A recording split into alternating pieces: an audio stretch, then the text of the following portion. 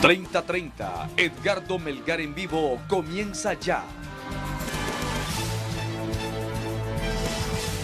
Saludos amigos de 30:30, qué bueno que están con nosotros, gracias por su amable y gentil sintonía. El doctor Omar Videa está con nosotros esta noche, es médico internista, investigador científico, él es un colaborador permanente en esta pandemia del COVID-19 para Noticieros Hoy Mismo y 30:30, hace exactamente un mes estuvo aquí con nosotros, en Correcto. su debut en 30:30. Así es. Y está de nuevo un mes después. Muchas gracias, doctor, por estar aquí. Muy buenas noches, licenciado Edgardo Melgar. Es un gusto estar ante su teleaudiencia de este programa tan importante de entrevistas y debates para nuevamente reunirnos en un mes posterior a la primera plática que sostuvimos acá y empezamos a conversar sobre el COVID-19 y vea usted que ha sido un mes que se nos ha vuelto eterno, Sí, porque ha sido un encierro, nos ha cambiado la vida realmente a todos y sin duda alguna este COVID-19 un enemigo invisible para todo el mundo y que sigue dando aristas en las cuales comenzamos y continuamos conociendo aún más de este COVID-19 y con sus formas de presentación que ahora hemos visto en las últimas 24 horas que seguramente vamos a conversar más adelante. Por supuesto, es un tema muy importante. Las últimas presentaciones de este nuevo coronavirus en pacientes. Sí, y qué explicará del por qué ha elevado tanto la mortalidad en el mundo, que hoy tenemos el 6.16%. Muy bien, pero antes de eso, hay muchas cosas que decir. Estamos en vivo, 8 de la noche con 8 minutos, a través de TSI. Vamos a comenzar estará con nosotros unos minutos también el científico hondureño, el doctor Marco Tulio Medina, con un análisis sobre algunos escenarios en relación a esta pandemia. En las últimas horas de este fin de semana, esta secretaría, Invest, emitió un comunicado haciendo referencia, no sé si fue como producto de la entrevista del viernes al canciller don Lisandro Rosales, no sé, pero salió publicado, al menos ayer, aunque no tiene fecha el comunicado, pero se hizo al menos público ayer.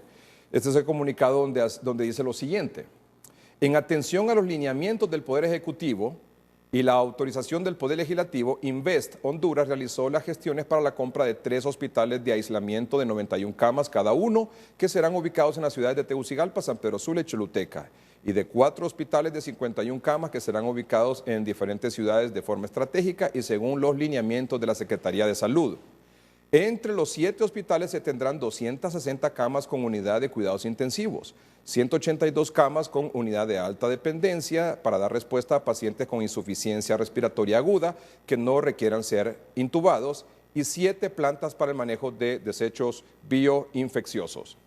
Los hospitales están siendo fabricados en Turquía y debido a la demanda mundial de equipo hospitalario se espera que para finales de abril se embarquen las primeras 2 unidades hacia Puerto Cortés y puedan instalarse sin contratiempo en el mes de junio. En Tegucigalpa se planifica instalarlo en los predios del PANI y en San Pedro Sula en el área del Hospital Catarino Rivas. Actualmente se llevan a cabo los trabajos de preparación de los espacios identificados para este fin, como adecuación de los terrenos, instalaciones apropiadas de agua, desechos y energía eléctrica, entre otros. Hospitales como estos están apoyando los sistemas de salud de todo el mundo y su demanda va en aumento. Se espera que después de la llegada de los primeros 2 hospitales, 45 días más tarde, lleguen los otros 5. Adicionalmente, por requerimiento de la Secretaría de Salud, se está adquiriendo con proveedores nacionales e internacionales 740 ventiladores mecánicos con sus respectivos descartables y 250,000 pruebas PCR en tiempo real. Estas adquisiciones se entregarán a la Secretaría de Salud en la medida que lleguen al país. Atención a este último párrafo. Todos estos procesos ascienden a un monto de 62 millones de dólares de fondos nacionales. Compras que se presentan oportunamente a través del portal de transparencia y cuentan con la veeduría de la ASJ y del FONAC. Bueno, es una información muy general, no es una rendición de cuentas, sino que están informando de que están adquiriendo esos hospitales, qué capacidad van a tener, dónde se está fabricando, cuáles serán los beneficios, por supuesto, y en cuánto tiempo estarán acá. No entra en detalles, en los detalles que la ciudadanía está esperando.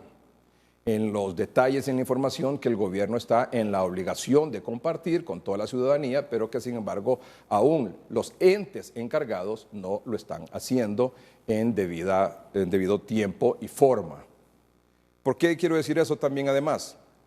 Por destacar eso que dice este comunicado, que todo ese proceso cuenta con la veeduría de la ASJ y del FONAC. Entonces le hemos preguntado al secretario ejecutivo del FONAC si ellos realmente han participado, a don Omar Rivera, si ellos realmente han participado en esa veeduría de la compra de esos 7 hospitales.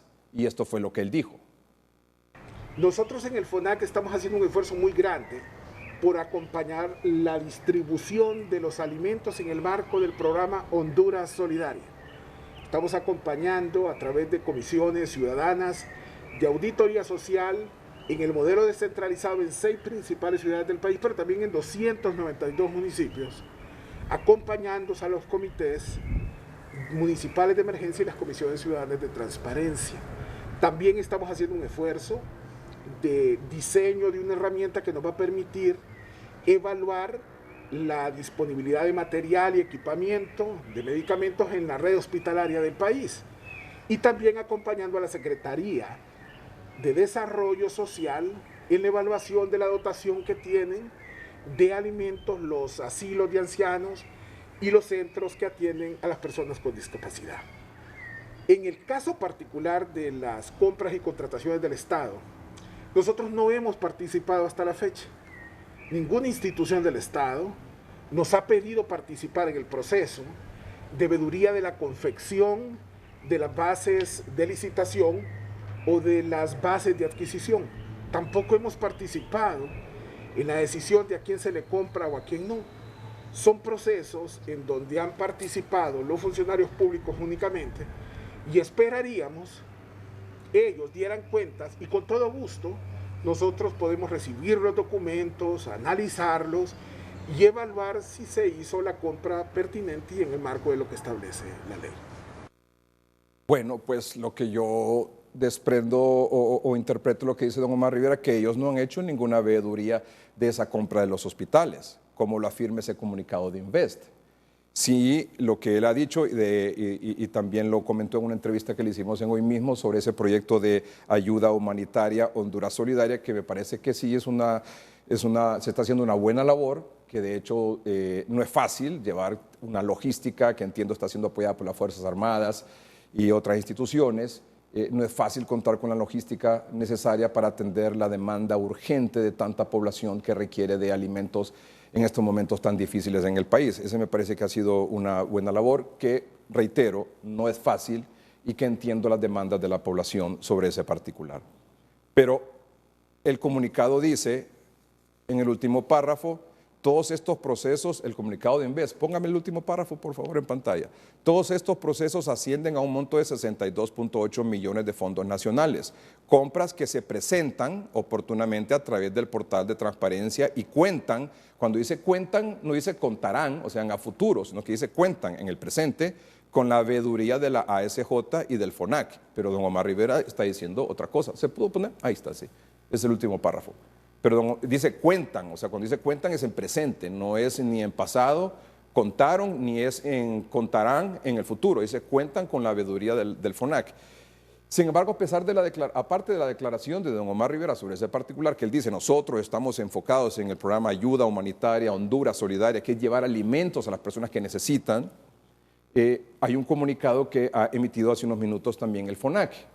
El comunicado del FONAC en torno a su rol de veedor social en el marco de este estado de emergencia por la pandemia de coronavirus COVID-19 y dice, FONAC realiza proceso de veeduría, distribución de raciones alimenticias y en los próximos días iniciará a implementar ejercicio de auditoría social que tiene el propósito de determinar el grado de dotación de materiales y suministros en la red hospitalaria de Honduras y verificará niveles de abastecimiento de bienes esenciales en asilos de adultos mayores y centros de atención a personas con discapacidad. Bueno, está diciendo a futuro. A futuro, lo que está haciendo ahora el FONAC es el tema de los alimentos. Hasta la fecha, dice este comunicado del FONAC, no ha participado como sujeto activo en compras y adquisiciones que realizan las instituciones del Gobierno de la República. La labor de esta instancia de la sociedad civil es ser veedor social de aquellos procesos sin tener facultades para cotizar, decidir a quién comprar algún bien o servicio en el marco de este estado de emergencia por la pandemia del coronavirus COVID-19.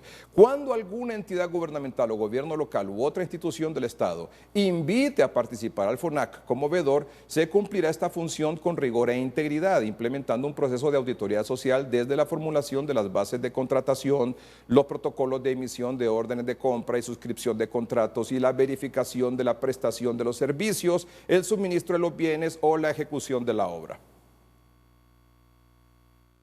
Ahí hay un debate, porque el comunicado dice una cosa y el FONAC dice otra cosa.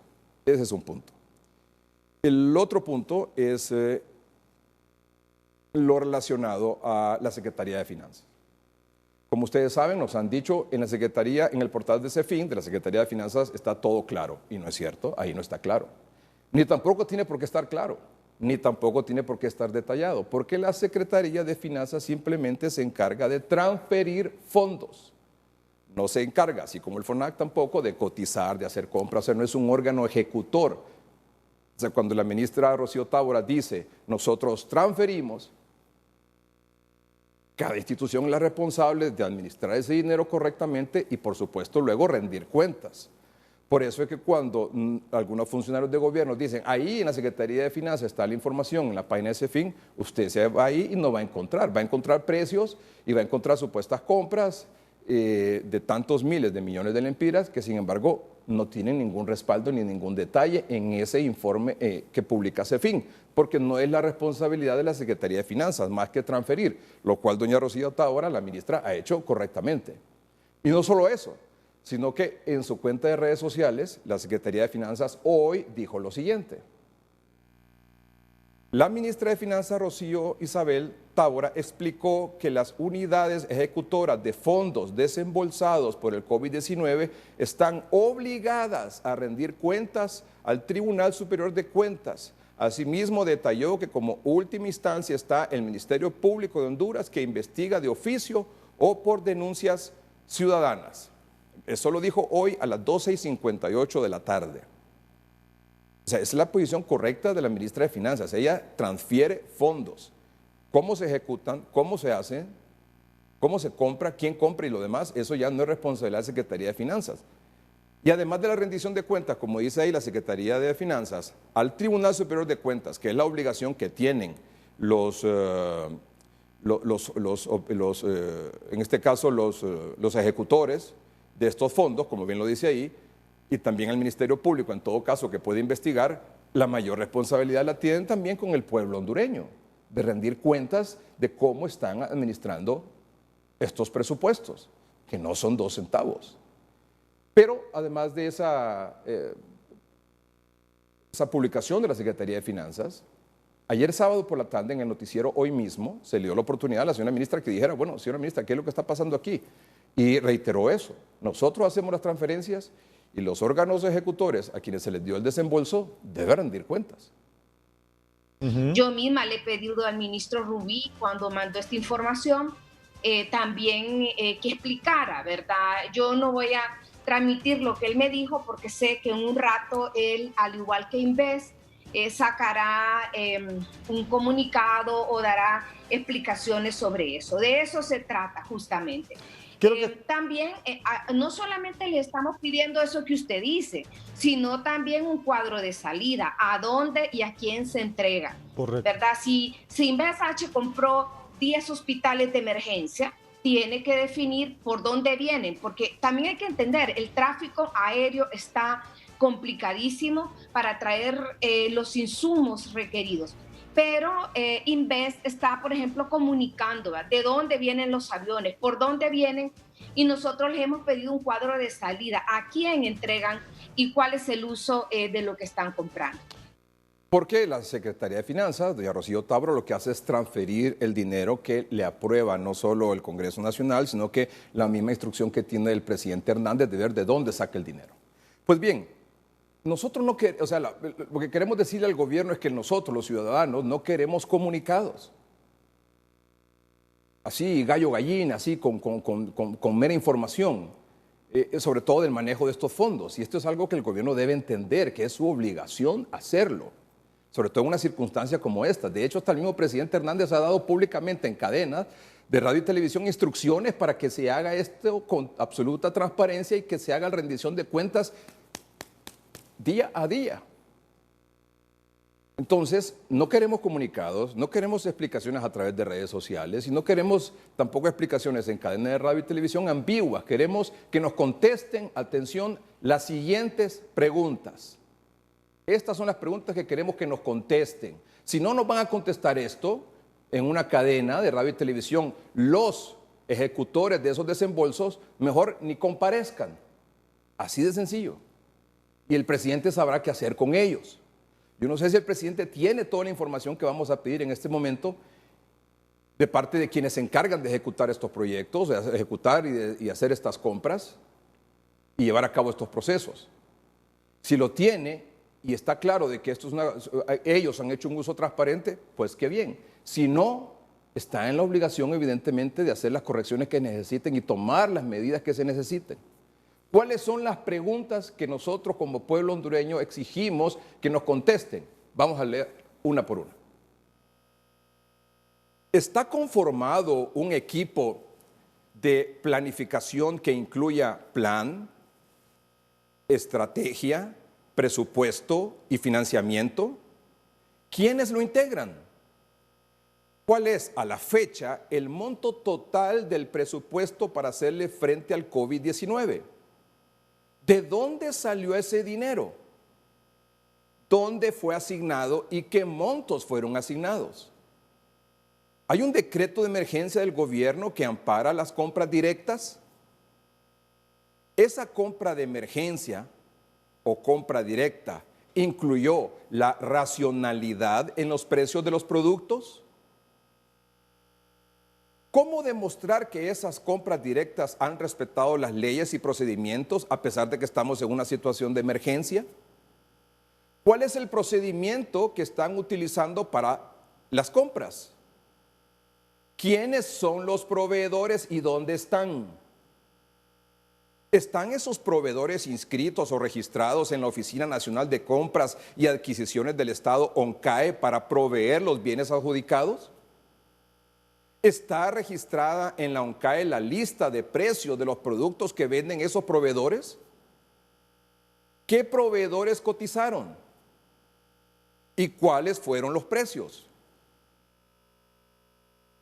Si no había en el mercado nacional, ¿quiénes fueron los proveedores externos? ¿Cuáles fueron las cotizaciones y dónde están? ¿A qué proveedor se le compró? Hablando de los proveedores externos. ¿Por qué se le compró? ¿Y a qué monto se le compró? ¿Quién o qué institución avaló la compra? ¿Quién supervisó la compra? ¿Y qué fue lo que compraron? ¿Cuál es el origen de los productos? ¿Cuál es la calidad de los productos? ¿Qué se ha adjudicado? ¿Cuál es el estatus de entrega de lo comprado? ¿Dónde están entregando el producto los proveedores? ¿Quién hace la recepción del producto? ¿Quién garantiza o supervisa que se recibió el producto? ¿Quién es el responsable de esos bienes, de custodiarlos? ¿Quién distribuye y quién decide a dónde distribuir? ¿Qué criterio utiliza para esa distribución? ¿Quién ha recibido los productos distribuidos? ¿Dónde están las actas de recepción de lo recibido? Esas son las preguntas que los ejecutores que han recibido los desembolsos de la Secretaría de Finanzas deben responderle al pueblo hondureño. Y eso es en beneficio no solo de la sociedad en general, sino que del mismo gobierno, que el presidente Hernández les dio la orden ahí con nombre y apellido a quienes tienen que estar ejecutando con transparencia estos procesos. Esto al final va en beneficio del propio gobierno. El presidente de la República tendrá las respuestas de esas preguntas, es decir, le habrán dicho, presidente, mire, lo estamos haciendo de esta y esta manera, o no le habrán dicho a él cómo lo hicieron. ¿Tendrá él toda la información o no tendrá toda la información? Fuentes cercanas me han dicho que incluso la primera dama está muy molesta por ciertas cosas que he visto ahí y que en las próximas horas podrían haber algunas medidas ahí, tomar algunas medidas. Porque al final, cuando los gobiernos pasan, nadie se acuerda quién fue el ministro de tal o cual cosa. Nadie se acuerda quién fue el director o el gerente de tal o cual cosa. La gente de lo que se acuerda quién, en momentos como este de crisis, lideró la crisis de forma correcta, con talento, con valentía y con transparencia. De eso se va a recordar la gente. La gente no se recuerda, por ejemplo, quién eran los ministros, los directores de esta y otra institución cuando el huracán Mitch, de 1998, pero sí se recuerdan del expresidente Carlos Flores que le hizo frente a ese asunto. Y no es por comparar, estoy haciendo la acotación esta de que al final quien pasa o no a la historia por la forma como se hizo es el presidente, no la gente que lo rodea o la gente a quien él delega y confía hacer ciertas cosas o las otras cosas y que él espera que lo hagan de la mejor manera, en tiempo y forma y de absolutamente transparente y de forma correcta. Yo espero, o la ciudadanía espera, que tanto Copeco, Invest, la Secretaría de Salud y la Secretaría de Desarrollo Económico que lidera la señora María Antonia Rivera, designada presidencial, estas 4 instituciones, Copeco, Invest, la Secretaría de Salud y la Secretaría de Desarrollo Económico, den esa información, así como se les hemos pedido. Si no van a dar la información así, mejor que ni se tiren, porque no, van a hacer perder tiempo a la ciudadanía que espera de ellos una información de esa manera absolutamente transparente. Hay un empresario, no sé si tenemos la llamada ya lista. Sí, hay un reconocido empresario aquí en la capital que me manifestó algunas quejas en relación a lo que estaba pasando. Claro, todos hemos visto en las redes sociales que se dice esto, que se dice lo otro. No podemos nosotros hacer una acusación formal, ni siquiera una denuncia de un rumor o de una especulación. Por eso, cuando recibimos la información de parte de este empresario, le dijimos, bueno, ¿por qué no habla usted y nos comenta un poco qué es lo que está pasando? Esto evidentemente, aparte de las preguntas y la situación que hemos presentado entre el INVES y FONAC, lo que dijo la ministra de Finanzas y las preguntas que estamos haciendo en nombre de la población hondureña a los operadores de estos desembolsos. Don José Nolasco es un empresario aquí de la capital. Don José, buenas noches. ¿Qué pasó? Buenas noches, Edgardo. Sobra decir que el país me conoce, sobra decirlo, y eso no es el tema. El tema es que mucha gente me ha estado pidiendo cotizaciones de mascarilla, la N95 y la AAA. Yo represento una casa que está en una ciudad que se llama Yaichin City, a 2 horas y media de Shanghái, y que vendo otros productos en Honduras hace 25 años a una reconocida ferretería del país. Creo que una de las mejores que hay, la Arache Compañía. Voy a decir el nombre. Él conoce a este señor y cotizamos a unos precios, Edgardo, que verdaderamente, Edgardo, me sorprende que la estén vendiendo a 160 y hasta 200 lempiras una mascarilla que nosotros le hemos cotizado a 1.88, costo y flete, Tegucigalpa, vía aérea, entrega una semana. ¿Por qué no cotizo yo al Estado? Porque el Estado, cuando yo cotizo, no voy a entrar en detalles, me piden la famosa mordida. Y yo ahí no entro, Edgardo. Aparte, usted conoce que a mí me quedaron debiendo, todavía me deben, tengo una demanda contra el Estado de 4 millones de lempiras y no soy capaz de vender al Estado por esas razones. Pero yo vendo la mascarilla AAA, por ejemplo, a 35 centavos de dólar. La mascarilla, la A95, ¿usted la oferta?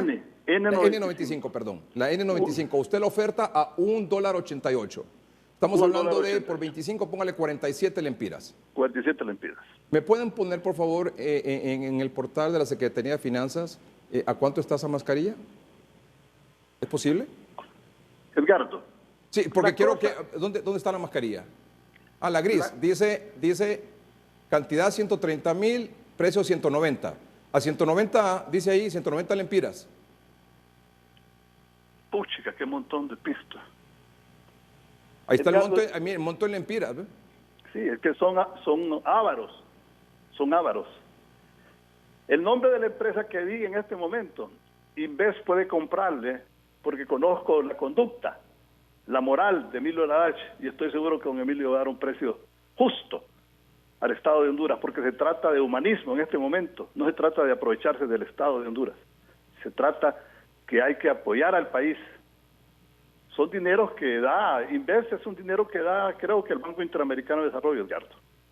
Entonces esos dineros hay que aprovecharlos de la mejor forma posible. Y oiga, Edgardo, oiga esto que le voy a decir. Me ofrezco como voluntario ad honorem al presidente, para que compremos a precios que verdaderamente se deben de comprar. Y conmigo no hay movida. Usted me conoce, Edgardo. Con el señor Ferrari hicimos la Fundación Agua para Todos. Así, no dábamos dinero, dábamos materiales. ¿Por qué? Porque el Estado de Honduras hay que ahorrarle pisto, hombre.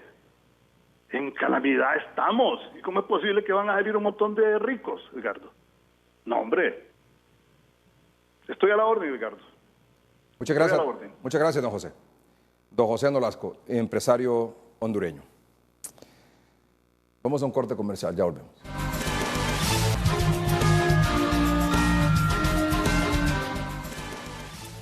Estamos con el doctor Omar Videa, también con el científico hondureño, el doctor Marco Tulio Medina, nos acompaña vía Skype. El doctor Marco Tulio Medina es exdecano de la Facultad de Ciencias Médicas de la Universidad Nacional Autónoma de Honduras, un tremendo científico, doctor neurólogo. Gracias, doctor, por acompañarnos esta noche.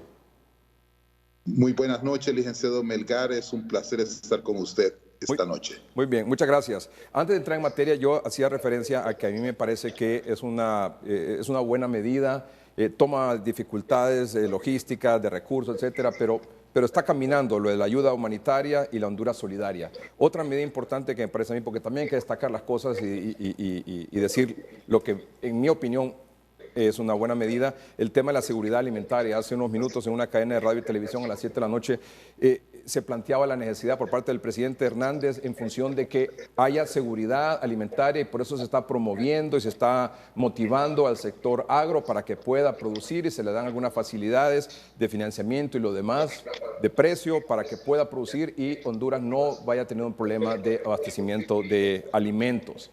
Pero también es importante el llamado a muchas alcaldías que tienen cerrado por el tema del temor a que en su municipio pueda presentarse un contagiado de COVID-19, que están cerrando y eso impide el abastecimiento de alimentos.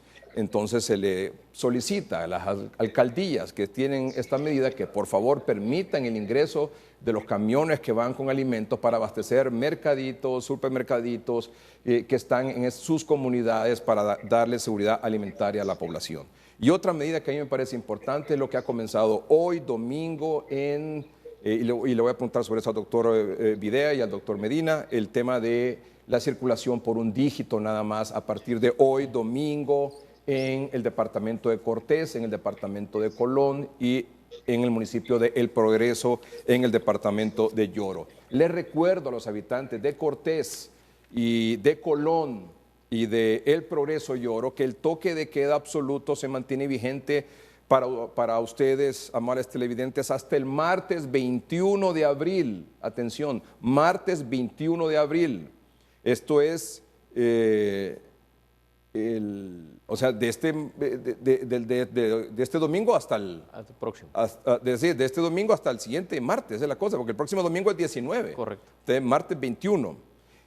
Pero eso sí, para abastecer de medicamentos, para abastecer de alimentos, hacer trámites bancarios y gasolinera, que es lo que está abierto nada más, se ha emitido la siguiente comunicación que me parece absolutamente correcta, que a partir de hoy domingo, por ejemplo, ya podría circular, pero con un dígito. Por ejemplo, hoy domingo circulaban con la terminación del dígito 1.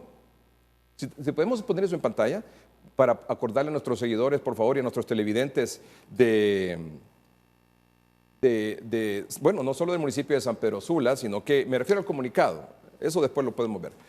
me refiero al comunicado. El domingo 12 de abril, o sea, hoy, circula terminación 1, el lunes 2, el martes 14, 3 y así el miércoles 5, perdón, el jueves 5, el viernes 17, la terminación 6, el sábado 18, la terminación 7, el domingo 19, terminación 8, o sea, el otro domingo circula cualquier persona en estos dos departamentos y en el municipio del Progreso con terminación 8 en su número de identidad. El lunes 20 de abril, terminación 9 y el martes 21 de abril, terminación 0. Y esto es para Colón, Cortés y el Progreso Lloro. Y me parece que es una buena medida. No sé si está de acuerdo, doctor Medina, y luego doctor Videa, rapidito, por favor. No, totalmente de acuerdo. Creo que es una medida, en primer lugar, para mantener la cuarentena y el aislamiento, pero también para asegurar de que las personas se puedan proveer de sus alimentos. Es decir, es una doble estrategia. Muy bien, doctor Videa, como usted fue el que nos contribuyó para hoy mismo y hacer esta propuesta. Correcto, hace aproximadamente 2 semanas hemos venido hablando de este tema y conversábamos sobre la necesidad de disminuir la cantidad de personas en la calle, y esta era la medida con los dígitos de la tarjeta de identidad, que fue la primera propuesta, que se estableciese un dígito por día, y pienso que esta medida es viable, que la podamos poner en práctica en todo el país. Sí, eso sería lo ideal. Sería lo ideal, doctor Medina, que esto fuera a nivel nacional.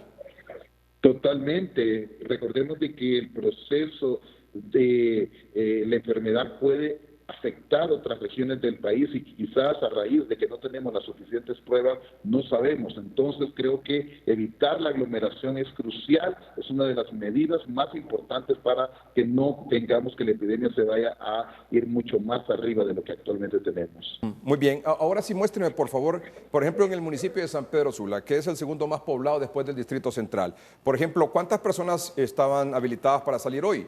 Solo 53.429. Y más o menos esa es la cantidad. Por ejemplo, mañana lunes, 53.167.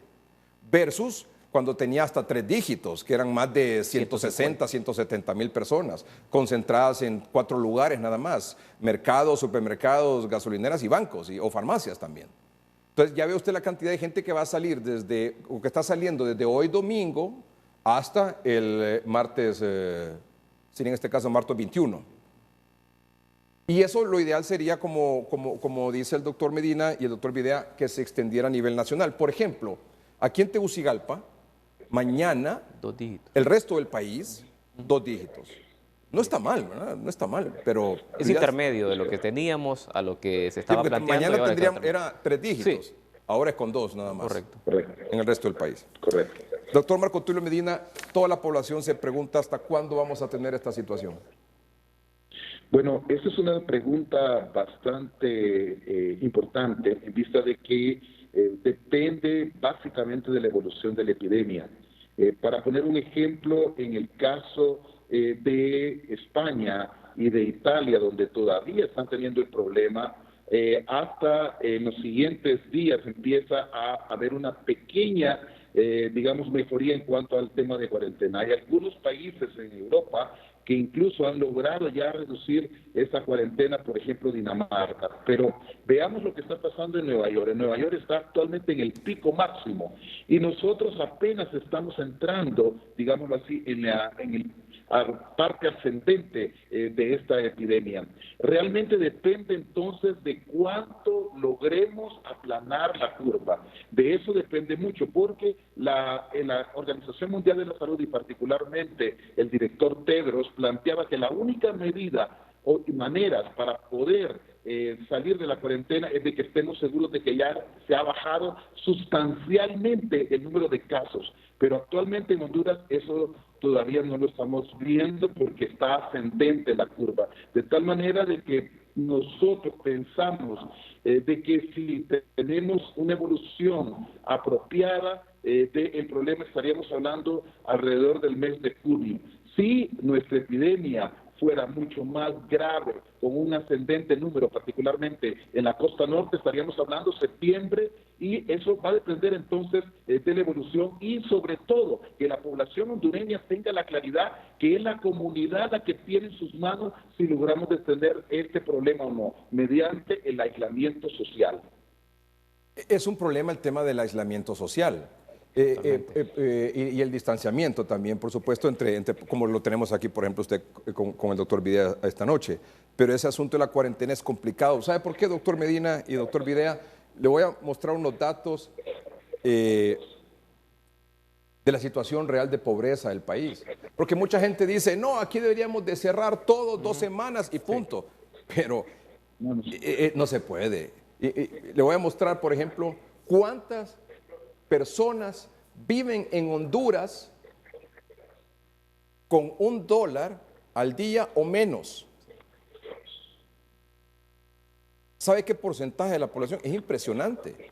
Yo no sé si ustedes, amables televidentes, están claros de eso, y le voy a mostrar a continuación datos oficiales, ¿verdad? de la más reciente encuesta del Instituto Nacional de Estadística. ¿Tenemos ese cuadro, por favor? Para mostrarlo. Muy bien. Fíjese usted, doctor Medina y doctor Videa, cantidad de población total, 8.9 millones de hondureños. Porcentaje de población en condición de pobreza, 64.7%. Ese es el porcentaje de la población en pobreza. ¿Cuántas personas son en esa condición de pobreza? O sea, ese porcentaje representa 5.7 millones de hondureños. 5.776.460 hondureños viven en condición de pobreza. Porcentaje de la población en pobreza extrema, el 41.7%. ¿Cuánto representa eso en números? O en personas, perdón. 3.725.049 habitantes de este país viven en condición de pobreza extrema. Porcentaje de población que vive con $1 o menos al día, el 38.5% de la población. ¿Cuánto es esto en personas?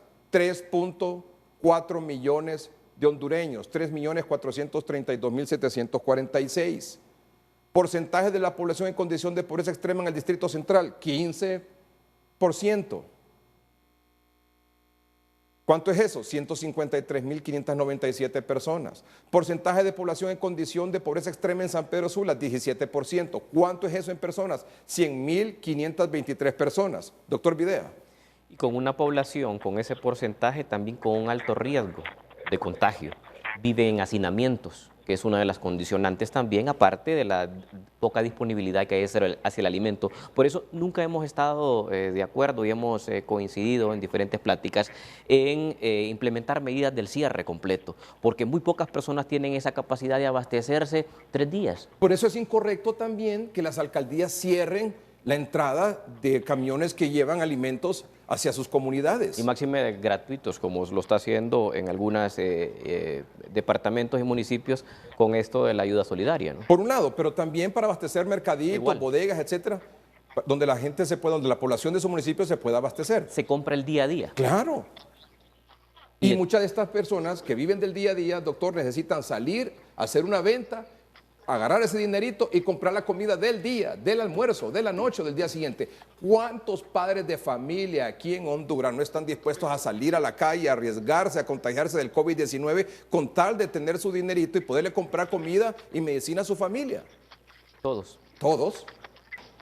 Por eso entonces la necesidad de restringir la salida, pero permitir al mismo tiempo la salida, ¿verdad? Correcto. ¿Sí? No puede ser un confinamiento y un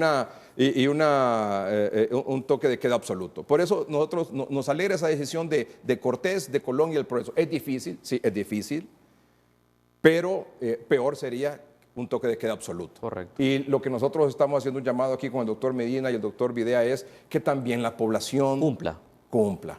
¿Sí o no? ¿Qué le quiere decir usted a la población en ese sentido? Bueno, que estas medidas son de alivio para que usted pueda tener la oportunidad de abastecerse, pero en la medida que usted ya tenga, porque ese porcentaje que toca circular el día de mañana, muchas personas ya tienen un alimento para poder tener su sustento de la semana. Y recuerden, en la familia pueden haber más de 2, 3 dígitos, porque el promedio de los hogares anda arriba de 5. Entonces, una sola persona hace la compra de la semana para toda la familia y así deja de estar utilizando ese dígito en el hogar para estarse exponiendo. Entonces yo pienso que es importante que las personas tengan la conciencia, porque es bien difícil poder controlar una masa de 2 dígitos que van a salir aproximadamente más de 160,000 personas mañana en Sí, por Tegucigalpa. ejemplo, aquí en Tegucigalpa el promedio es de 83,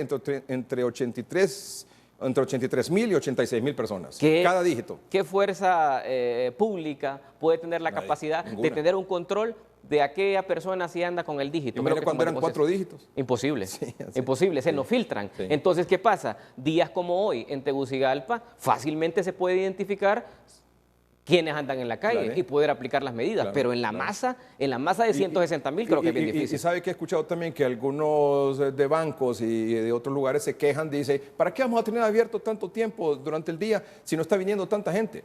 Pues eso es lo que se quiere, pues, precisamente, eso fue una que de no las llegue la aglomeración de personas ahí, porque esa aglomeración va a llegar al banco, pero 7 días o 14 días después va a llegar al hospital contagiado. Es correcto. ¿Me Y no explico? existe la De misma eso se distribución. trata. Además, en los bancos no es que están llenos todos los días de clientes. ¿Cuáles son los días más llenos? ¿Antes o el mero o despuesito del 15? 15, el 20 y el 30, pues obviamente. Final de ¿verdad? mes. O sea, así es, así es. Vamos a hacer un corte comercial. Gráficas importantes de esta noche, proyecciones, escenarios de lo que está pasando según la cantidad de contagiados, según la cantidad de personas que han fallecido en nuestro país. Cuando regresemos.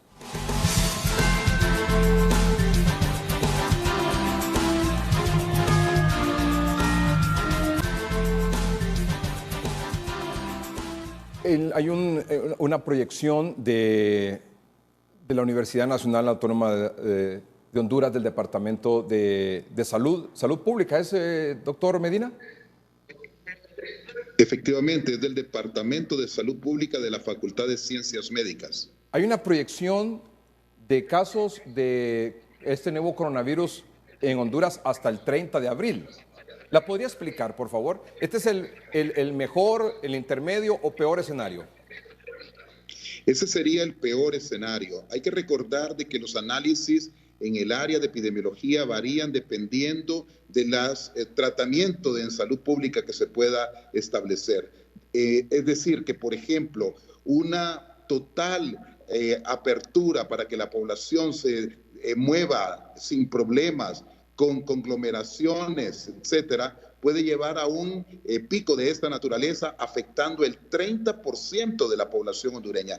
Eso sería el peor escenario, pero si logramos aplanar la curva con una tendencia o con un escenario mixto o el que pudiéramos decir el de rápida recuperación, tal como lo plantean los expertos, particularmente Stephen Morrison y Anna Carroll del Centro de Política de Salud Global, podemos esperar de que esto no ocurra. Mire lo que ha pasado en Nueva York, una ciudad de aproximadamente 8 millones de habitantes, donde en este momento hay 100,000 afectados y ya se acerca a 10,000 personas muertas, porque ahí no se siguieron las instrucciones. En el subway de Nueva York iba una cantidad de personas y esto ha provocado una catástrofe en la ciudad más grande del mundo. En Honduras, si nosotros esperamos no seguir este tipo de recomendaciones en el cual logramos un aislamiento, por supuesto, como se planteaba, equilibrado, en el cual permitimos asegurar la alimentación de las personas más, débiles de la población, entonces podríamos tener un escenario no como este del 30% de la población hondureña afectada, sino que mucho menor. Y ahí, cuando yo le preguntaba hace unos minutos, doctor Medina, que hasta dónde vamos a llegar en esto, usted decía, bueno, es muy probable que podamos tener un pico allá por junio. Y no el pico sería alrededor de finales de abril, principios de mayo, y la reducción paulatina de los casos terminaría alrededor del mes de junio aproximadamente. Ese sería en el mejor de los escenarios. El mejor de los escenarios sería tener el pico a final de casos en el país de COVID-19 a finales de abril, principios de mayo. Correcto. Y luego una reducción paulatina hasta su reducción es decir, 3 meses del problema, tal como ocurrió con Wuhan en China, en el cual empezaron a principios del mes de diciembre y terminaron en el mes de marzo de este año, es decir, 3 meses. Nosotros actualmente estamos calculando que ese sería el mejor escenario, pero probablemente sea más bien un escenario intermedio el que vamos a tener, en el cual se va a prolongar un poquito más mes de junio, quizás julio, pero no el escenario en el cual se está planteando del 30% de la población afectada. Recuerden que el virus nos está acechando, tal como muchos expertos a nivel mundial están planteando. O sea que este asunto de la cuarentena, los toques de quedas, esto debe continuar todo abril y probablemente mayo también. Es correcto, y hay que recordar de que este problema, una vez de que salgamos del mismo, vamos a tener que vivir con el virus, es decir, vamos a tener que tomar muchas medidas, por ejemplo, en lugares donde haya conglomeración. También el testeo, que es crucial para poder saber qué nivel de la población ha sido afectada, porque recordemos que hay un porcentaje significativo de personas asintomáticas, sobre todo en niños y adolescentes y en otras personas. Y asimismo tendremos que estratificar la población, particularmente en las personas que tienen factores de riesgo. Me refiero a todos los factores que ya sabemos, de presión alta, diabetes y de problemas de asma, y personas de la tercera edad. El doctor Videa, vamos a comentar con él también más adelante toda la investigación que él ha hecho más reciente, desde la última que presentamos aquí en el noticiero hoy mismo, que creo que fue el 2 de abril. Correcto. Ya han pasado 10 días sobre eso y vamos a ver los cambios que eso ha tenido. Pero antes de eso yo quisiera la opinión del doctor Medina y el doctor Videa sobre este nuevo no sé si es síntoma por el cual estarían muriendo los pacientes de COVID-19. Es correcto. En las últimas 48 horas el mundo ha recibido mucha información. Científicos, principalmente en Italia, han relacionado lo que es la explicación del por qué la letalidad del COVID-19, cuando nos hablaban de un escenario del 2.3% de letalidad y actualmente en el mundo tenemos el 6.16%. Buscando explicación, y se ha aprendido lastimosamente con los fallecidos, digo particularmente en Italia, en China, se ha encontrado en las últimas 48 horas una explicación que tiene que ver con la formación de microtrombosis. Hay una alteración en la coagulación, o sea, la coagulación es un mecanismo de defensa cuando existe una lesión. O sea, cuando a usted le da un infarto, ahí se activan mecanismos de coagulación para tapar. Entonces, el proceso inflamatorio agudo que se vive con el COVID-19 y un proceso inflamatorio que lo da el virus produce que se altere la coagulación, o sea, se forman pequeños coagulitos en vasos pequeños, diminutos, que en intervenciones anteriores habíamos escuchado muy bien al doctor Medina hablando de lo que era el endotelio, que es la capa que cubre el vaso sanguíneo. Pues entonces se forman esos microcoágulos que se trasladan por la sangre y se localizan en órganos vitales, interrumpiendo el flujo sanguíneo, lo que causa la muerte de ese órgano, que es lo que se llama isquemia, principalmente a nivel pulmonar. Y por ende que a pesar de que las personas utilizan un respirador artificial, las personas fallecen. El 60% de las personas, en los mejores casos, es la tasa de mortalidad cuando se ingresa a un paciente en cuidados intensivos que utiliza un ventilador mecánico. Entonces, estos pequeños coágulos se ubican en órganos esenciales, también el riñón, y provoca por ende lo que es una insuficiencia renal. Prolonga y altera las plaquetas, por ejemplo, y puede provocar también sangrados. Entonces, es lo que se conoce como coagulación intravascular diseminada. Es una condición de hipercoagulabilidad de la sangre y que ese desprendimiento de trombos, lógicamente ubicando órganos vitales, es fatal. De hecho, la coagulación intravascular diseminada, por definición, tiene una mortalidad de más del 80%. En los casos que se estudiaron en Italia, el 71% estuvo relacionada con coagulación intravascular diseminada. O sea, entonces, ¿de qué mueren? Mueren de obstrucción, de oclusión, de un paso fallido de sangre, más no de la deficiencia respiratoria que estábamos hablando 48 horas antes. Doctor Medina. Me gustaría tal vez comentarles un hecho. Hemos estado hablando con Sir Salvador Moncada, que como ustedes saben ha sido uno de los expertos para entender toda la cascada de trombosis dentro de los vasos, así mismo como del endotelio. Y si ustedes observan, las personas que usualmente son más afectadas son aquellas que tienen hipertensión arterial, que tienen azúcar en la sangre y un síndrome metabólico. Esto quiere decir de que hay una alteración del endotelio. Y el endotelio dañado, imaginémonos de que se agrega esta infección, entonces hace que este tipo de personas entren en una cascada, en un daño en el cual ocurre básicamente un fenómeno procoagulante, en el cual fenómenos tal vez ligados a tromboxano A, que es una sustancia que fue descubierta también por el grupo de Salvador Moncada y John Vane, y otros fenómenos ligados a efectivamente el proceso inflamatorio y, como bien se menciona, a una trombosis en el lecho de ese pulmón, en los vasitos del pulmón, lo cual hace de que entonces no haya posibilidad de que el oxígeno entre a el torrente sanguíneo y la persona prácticamente entonces muere a consecuencia de un fenómeno que pudiéramos decir de asfixia, entre comillas, pero provocado básicamente por una alteración endotelial y ligado a todo este problema. El día de hoy estábamos revisando en la literatura internacional algunos autores con esta misma propuesta que casualmente ha llevado al doctor Moncada a plantear tratamientos incluso ligados a otros mecanismos, tal como sabemos, medicamentos ligados a la angiotensina y que pudieran también ayudar. También se ha planteado medicamentos como antiagregantes plaquetarios, antiinflamatorios, de tal manera de que, tal como bien menciona el doctor Videa, se está descubriendo el mecanismo subyacente del problema. Muy bien, y antes de ir a un corte comercial, brevemente, por favor, en 30 segundos. Doctor Medina, ¿usted estaría de acuerdo que los laboratorios privados se puedan incorporar a la labor de detección con pruebas tempranas de la población que pueda tener este nuevo coronavirus?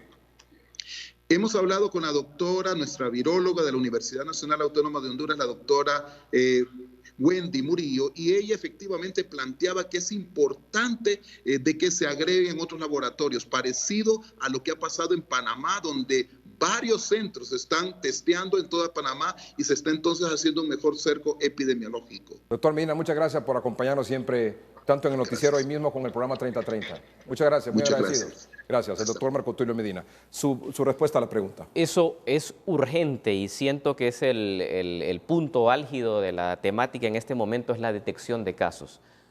Considero yo que debemos de aprender de lo bueno. Tenemos un país como Costa Rica que está realizando aproximadamente 500 pruebas. Ha realizado 6.031 pruebas en lo que va de 5 semanas para detectar 577 casos. Eso le da una relación de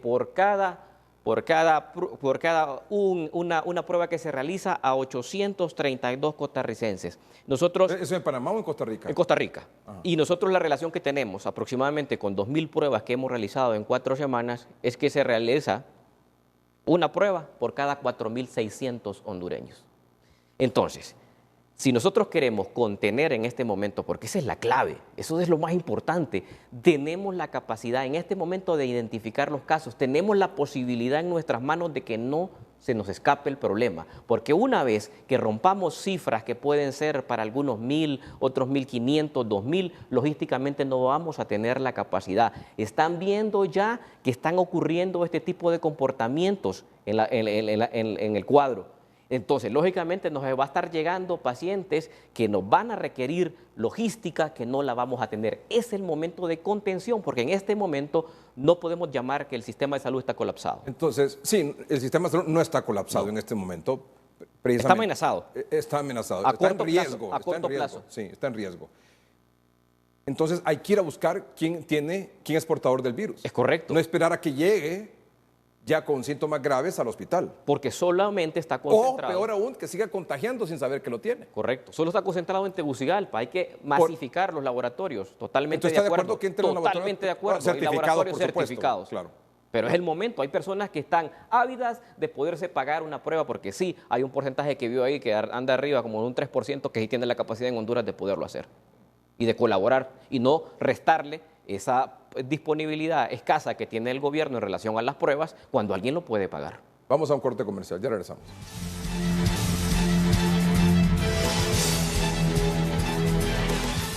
Muy bien, nos ha pedido participación esta noche el señor Marco Bográn. El señor Marco Bográn es el director de Invest, que es Inversión Estratégica de Honduras. En relación, me imagino, al comunicado que ya le leímos aquí, ¿lo puede pasar, por favor? Me imagino que es en relación al comunicado que ya leímos aquí. Gracias. Me imagino que es en relación al comunicado que se leyó aquí íntegro y que nos llamó la atención que al final este comunicado decía que cuenta todo el proceso de compra con la veeduría de ACJ y el FONAC, y el FONAC dijo que por el momento ya no estaban participando en eso. Entonces, don Marco Bográn, ¿usted quería referirse a eso? Buenas noches. Muy buenas noches, Edgardo, y muchas gracias por la oportunidad de participar. En efecto, quiero aclarar el tema del comunicado. Cuando iniciamos la emergencia, en el primer decreto que se emitió para declarar emergencia nacional, el presidente de la República, en el Consejo de Ministros, y luego esto fue ratificado en el Congreso Nacional, decidió que debían haber 3 entidades, al menos, que estuvieran efectuando la veeduría social de todas las compras y contrataciones que se tuvieran que hacer al amparo de la emergencia. Que en una de sus preguntas usted plantea si estas compras de emergencia son compras directas. Sí lo son, en efecto, en el mundo entero. Todo el mundo está comprando de emergencia, claro. Y se estableció en ese decreto que el FONAC es uno de los veedores, el COEP es otro, y la iniciativa COST es otra. Además de, evidentemente, el Tribunal Superior de Cuentas, que tiene un rol legal y constitucional que cumplir.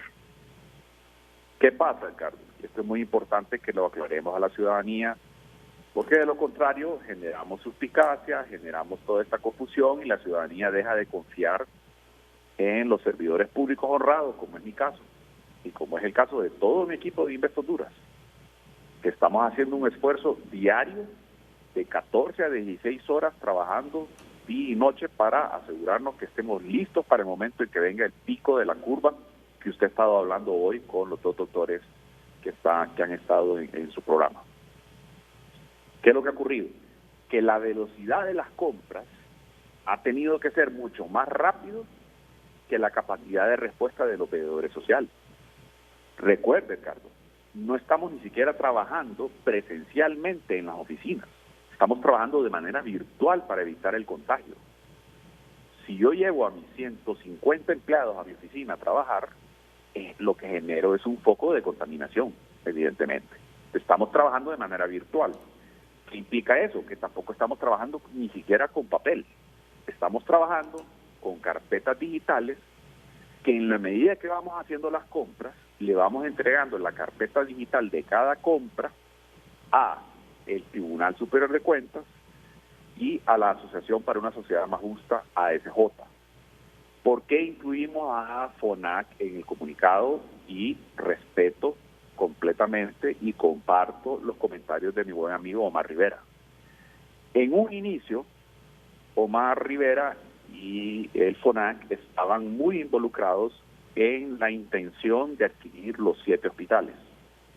Y le hicimos una presentación extensa a don Omar Rivera, junto con el gabinete de gobierno, de por qué la estrategia de los 7 hospitales que son especializados para COVID-19 podía ser un mecanismo de mitigación de fallecidos. Él estuvo presente en esas reuniones, pero sí confirmo que a partir de ese momento perdimos el contacto con el FONAC, no por una intención equivocada, ni de parte del FONAC ni de parte nuestra, sino porque la emergencia nos demanda que nos movamos con mucha rapidez. Un momentito, don Marco. Tenemos que ir a una cadena de radio y televisión. Luego volvemos. Que estaba compartiendo con ustedes, amables televidentes, el señor Marco Bográn, que es el director de Invest, Inversión Estratégica de Honduras, y la confusión que se había generado inicialmente por lo que decía el comunicado y lo que dijo en relación a la veeduría del FONAC de la compra de estos 7 hospitales móviles y en relación al comunicado que también se mostró aquí en el noticiero que emitió hoy el FONAC con respecto a este tema. Don Marco Bográn llegó hasta el asunto de que inicialmente estuvo la veeduría del FONAC, estuvo participando, pero después a raíz de la emergencia hubo separación de funciones y cada quien tomó su rumbo en función de las responsabilidades que se han asumido en medio de esta emergencia. Don Marco. Gracias, Edgardo, y le agradezco muchísimo esa explicación que acaba de dar. ¿Qué es lo que ocurre? Que en medio de la emergencia estamos atacando frontalmente 3 emergencias a la vez. Tenemos una emergencia sanitaria. Así es. Que implica adquisición inmediata de todos los insumos, equipo médico, contratación de personal que se necesita para que en el momento que llegue el pico de la curva, como sus panelistas hoy lo han planteado, tengamos la mayor capacidad posible para responder ante esa situación. Tenemos una pandemia económica, Edgardo, que no podemos olvidar, que ya la estamos viviendo. Así es. Tenemos las empresas cerradas, tenemos todo el sector económico entonces paralizado y tenemos que ver en qué momento podemos abrir válvulas de escape poco a poco por rubros para ir generando movimiento económico. Nos hemos concentrado inicialmente en 2 sectores que el presidente ya anunció y que mi oficina de manera directa está apoyando. Una, el sector agroalimentario, para el cual hubo una cadena hoy, y no le voy a robar tiempo en su programa, pero le pediría que si me permite mañana con usted en Hoy Mismo, con gusto, yo le explico toda esa estrategia del sector agroalimentario que garantiza la comida, como usted muy bien lo había mencionado en este programa hoy en la noche, para los sectores más vulnerables que tenemos en las ciudades principales. Afortunadamente, el virus no ha llegado al área rural con la fortaleza que ha llegado al área urbana, y eso lo debemos aprovechar. Pero debemos asegurarnos que tengamos los cercos epidemiológicos para que el virus no llegue al área rural, de tal forma que podamos seguir produciendo alimentos, llevándolos de manera inocua o de manera saludable hacia los más necesitados en áreas urbanas. Y tenemos los números, Edgardo, de exactamente cuántas son las personas que tenemos en condición de pobreza y pobreza extrema. Me alegra que usted haya planteado las estadísticas hoy en la noche. A esa población vulnerable es la primera que debemos atender y así está estructurada la estrategia. Tenemos una tercera pandemia y ya le doy chancecito.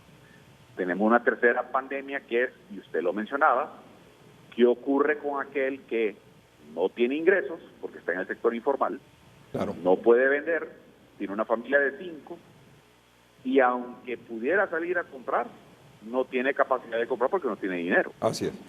Entonces tenemos que garantizarle la seguridad alimentaria para que se pueda mantener en la cuarentena. Por eso el presidente lo decía en la cadena más temprano, cuarentena sin comida es imposible. Así es. Tenemos que garantizar la comida y por otro lado, y aquí quizás me anticipo incluso a lo que el presidente ha anunciado, tenemos que garantizar los servicios públicos, energía, agua potable, incluso telecomunicaciones, porque hoy en día ya el mundo ya cambió y la única manera que tenemos para comunicarnos con este distanciamiento social es por medio de las redes sociales. Ahora, usted planteó, Edgardo, y me alegra que lo haya hecho porque creo que la ciudadanía, estoy seguro que la ciudadanía se merece esas respuestas. Usted planteó una serie de preguntas que no sé si este es el espacio para robarle su tiempo porque yo sé que está tratando el tema médico en este momento, pero en términos de transparencia, ¿qué es lo que estamos haciendo? Pero un momentito, don Marco. Creo que usted ha dado su punto con relación a lo del comunicado y el rol que juega FONAC en este asunto de las compras de los hospitales. Con respecto a las preguntas que se hizo, que hemos hecho aquí en el programa, lo hemos hecho para que, como el tuit mismo de la Secretaría de Finanzas dice, los ejecutores de esos desembolsos deben rendir cuentas. Y exactamente. Y los ejecutores de esos desembolsos que ha hecho la Secretaría de Finanzas es Inves, es Copeco, es la Secretaría de Salud y creo que la Secretaría de Desarrollo Económico, que maneja la designada. Bueno, esos 4. Y debe rendir cuentas.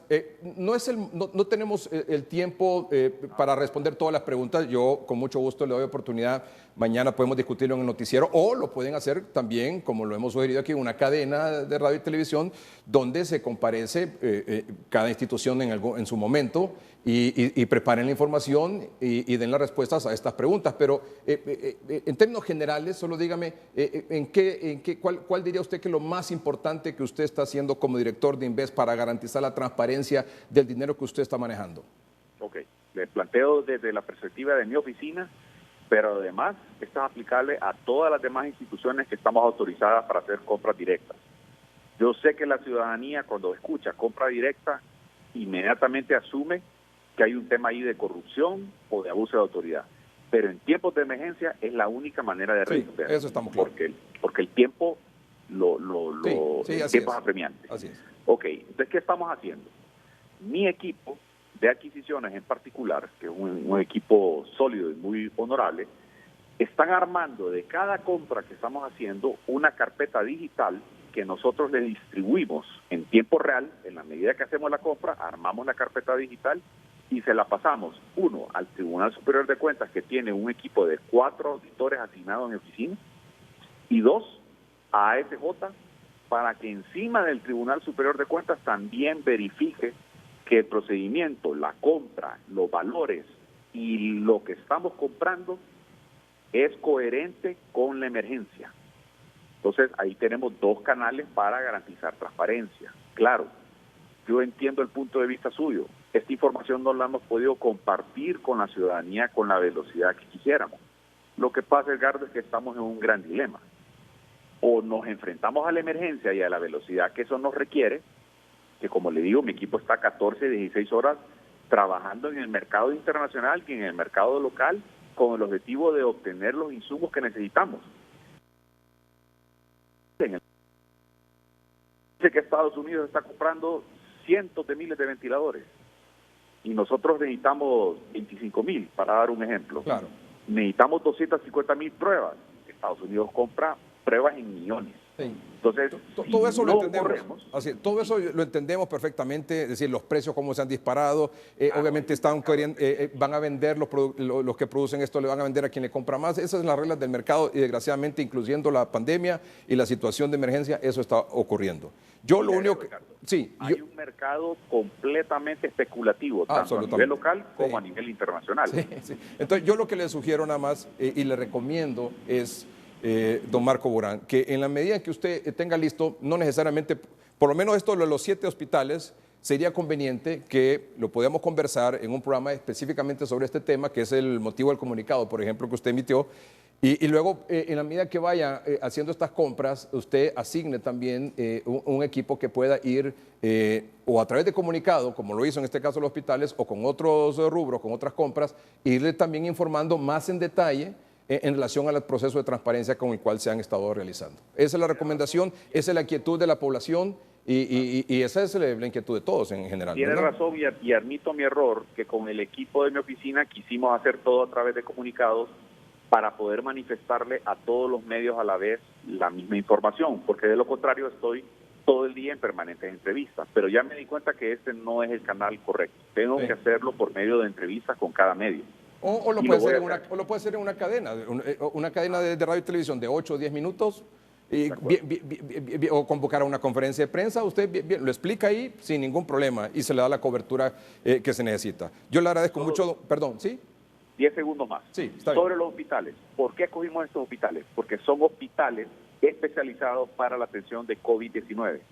Tienen todo una solución integral para el tratamiento del paciente de COVID-19 en sus 3 etapas de intervención. La primera, el que llega, que ya es confirmado COVID-19, pero está leve y necesita aislamiento. El segundo, ya es moderado y necesita atención con oxígeno. Y tercero, camina ya para el que llega a unidad de cuidados intensivos y necesita ventilador mecánico. Por eso compramos estos hospitales, porque era la única oferta que encontramos en el mercado internacional que nos daba una solución integral. De lo contrario, hubiésemos tenido que buscar miles de proveedores para generar la solución integral. Y eso no es eficiente desde cualquier perspectiva, ni de tiempo ni de costo. Por eso lo hicimos de esta manera, pero con gusto lo explico más adelante. Claro, muy bien. Muchas gracias por su comunicación en el programa y lo que yo quiero que entiendan los funcionarios de gobierno es cuál es la demanda de la población. Y la demanda de la población es la transparencia e informar en tiempo y forma, ¿verdad? De lo más pronto posible y la mejor manera cómo se hacen todos estos procesos. Porque obviamente aquí en el teléfono tengo 1000 preguntas, yo también tengo 1000 preguntas que hacerle a don Marco Burán. Solo con el tema de los hospitales hay 1000 preguntas, pero obviamente no es el momento para hacerlo, ni la circunstancia para hacerlo, ni el tiempo para hacerlo. El doctor Videa está con nosotros también para hacer una exposición excelente hoy de una serie de proyecciones. Así que vamos a tener oportunidad, tanto en el programa o en alguna comparecencia que tenga a nivel de cadena, don Marco Burán. Muchas gracias, don Marco. Cuando usted me invite, Edgardo, y muchas gracias, un abrazo a la distancia. Muy bien, gracias. Don Marco Burán es el director de Invest. Muy bien. Don Gabriel Rubí es el comisionado nacional de COPECO, de la Comisión Permanente de Contingencias COPECO. Nos ha mandado un mensaje y dijo, le pido 3 minutos. Corren, don Gabriel Rubí. Buenas noches. Buenas noches, Edgardo, al doctor Videa y al doctor Medina, pedirles disculpas, pero este es el escenario que realmente a veces no quisiéramos llegar, interrumpir la parte formativa informativa con respecto al manejo de la emergencia del virus y desviarnos de la atención. Pero en efecto, creo que Marco ha sido muy explícito y vale la pena, Edgardo, mencionar que a diferencia pues, de otras instituciones, en COPECO nos toca atender la emergencia del día a día, un poco menos programada, sino ir atendiendo al brote del COVID. Y en ese sentido, pues, agradecemos la llamada de don José, a quien estaríamos llamando nosotros mañana por la mañana, a ver la disponibilidad que tiene de inventario con respecto a esta mascarilla, porque sentimos en él esa responsabilidad como hondureño de poder acompañarnos en este proceso. Pero sí vale la pena mencionar, Edgardo, con respecto a las preguntas que usted hacía, que este no es un escenario perfecto. Por ejemplo, estar registrado en el gobierno como proveedor y tener todos los productos ahí, no necesariamente todos los empresarios lo tienen. También la demanda que existe en el mercado hace que los precios se hayan degenerado, y esa es la palabra exacta, degenerado en todo lo que tiene que ver con equipo biomédico. Sin embargo, diariamente nosotros atendemos 5 tipos de situaciones que el presidente Hernández nos ha excluido. Primero, asegurarnos que todo nuestro personal médico esté con su equipo, y eso hace pues que nos movamos en el mercado local de manera inmediata y podamos abastecer hospitales. En este momento estamos yendo hacia Leonardo Martínez, el Instituto Hondureño de Seguridad Social, como desde hace 19 días, todos los días, para dejar algo de equipo biomédico en todos los hospitales. También la parte de asistencia humanitaria, entregando alimentos, agua y acercando más a los servicios médicos. Pero también el tema económico es muy importante. Y hoy, pues el tema de transparencia, que lo tenemos todos los días. En el caso de COPECO, tenemos al Tribunal Superior de Cuentas acompañándonos. Sí tenemos al FONAC, con quien hemos estado platicando. Hoy hablamos con ASJ para que también nos acompañe, porque la especulación, tanto en el mercado como en el morbo de las personas con respecto al manejo de fondos en emergencia, sabemos que ha sido histórico y queremos dejar, como usted bien decía, una huella, que esta emergencia va a ser recordada únicamente porque los hondureños nos unimos para salir adelante. Así que muchas gracias, Edgardo, y bueno, cualquier cosa pues estaremos platicando. Muy bien, muchas gracias. Don Gabriel Rubí es el comisionado nacional de COPECO, Comisión Permanente de Contingencia COPECO. Muy bien, don Omar Rivera, secretario ejecutivo del FONAC, se ha comunicado también con el programa esta noche. Don Omar, ¿qué quiere agregar usted a lo que ya habíamos presentado con su declaración, con su comunicado y lo que ha dicho don Marco Burán de Invest? No, mire, yo no quiero generar polémica, solamente quiero dejar en claro, Edgardo, al pueblo hondureño, 2 cosas. Primero, nosotros estamos en disposición de colaborar con el gobierno de la República en este estado de emergencia por el coronavirus. Y lo estamos haciendo, particularmente en el programa Honduras Solidaria de distribución de alimentos. A diario hacemos un esfuerzo. Toda institución del Estado que desea nuestra participación, pues estamos abiertos a poder contribuir. Pero me parece que es impreciso el hecho de querer dar a interpretar que por participar en una reunión en donde se nos anuncia que se va a ejecutar un proyecto o una iniciativa, pues que el anuncio por sí solo implica ya un acto, escuchar el anuncio implica un acto de veeduría. Yo creo que en eso queremos dejarlo en claro. Hemos participado de forma cotidiana, nos dedicamos a esto, múltiples anuncios se nos hacen, pero no por, no porque se nos informe que va a hacer algo a alguien, es que vamos a terminar nosotros apareciendo como avales de todas las actividades del gobierno de la República. Repito en 20 segundos lo siguiente, escuche bien: cualquier entidad gubernamental o gobierno local o institución del Estado que invite a participar al FONAC como veedor, pues ahí vamos a estar. Sin embargo, vamos a estar en todo el proceso de auditoría social, desde la formulación de las bases de contratación, los protocolos de emisión de órdenes de compra y suscripción de contratos y la verificación de la prestación de servicios, suministro de bienes o ejecución de obra pública. Así se hacen las cosas. Sí, o sea, don Omar... No que con un anuncio ya vamos a aparecer en todos los comunicados de las instituciones del Estado diciendo que fuimos veedores. Eso no es correcto. Muy bien, don Omar. Muchas gracias, don Omar Rivera, secretario ejecutivo del Foro Nacional de Convergencia.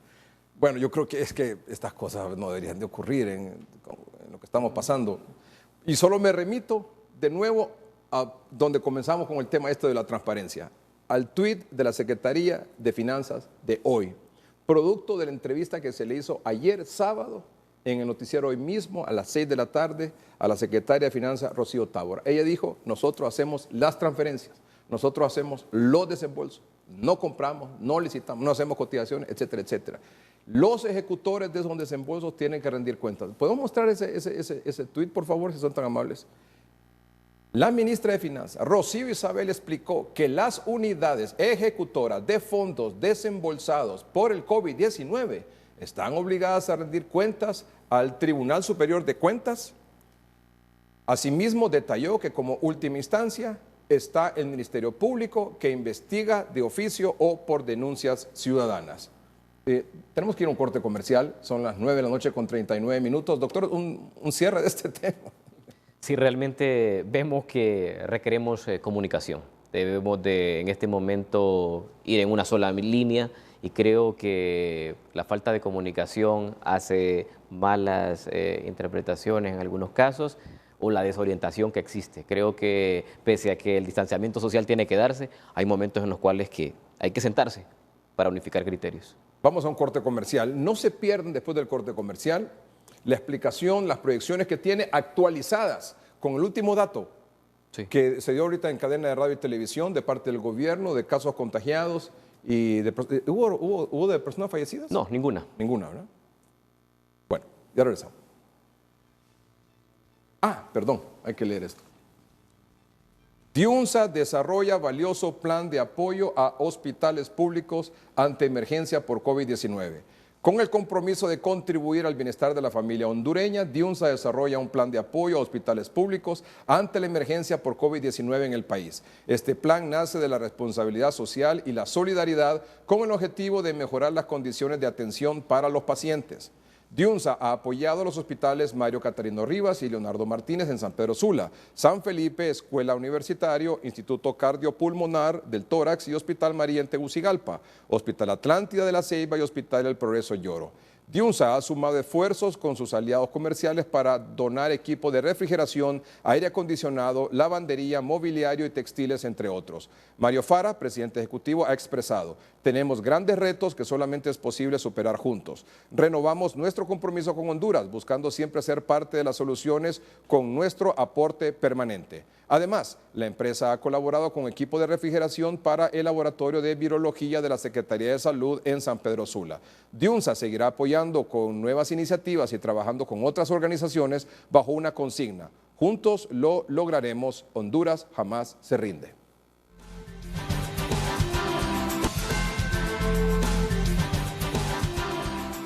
Muy bien, bueno, sobre estos temas de lo que está pasando con este asunto hay muchas cosas, pero vamos a lo que nos tocaba con el doctor.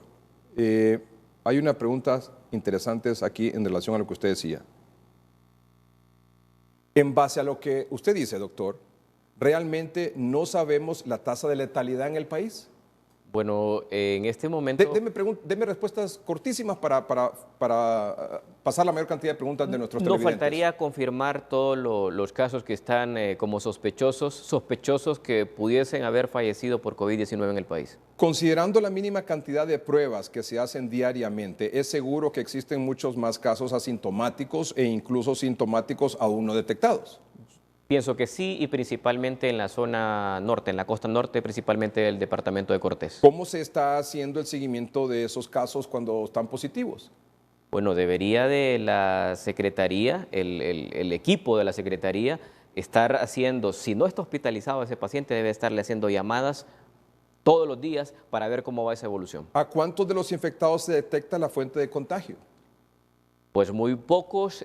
Diría yo que en Francisco Morazán sí se logró detectar por la escasa cantidad de casos que han habido en relación al departamento de Cortés. Creo que en Cortés se ha dificultado aún más identificar a esa persona donde residía y a todos sus contactos haberle hecho las pruebas pertinentes. ¿A cuántas personas alrededor del caso se le hacen pruebas?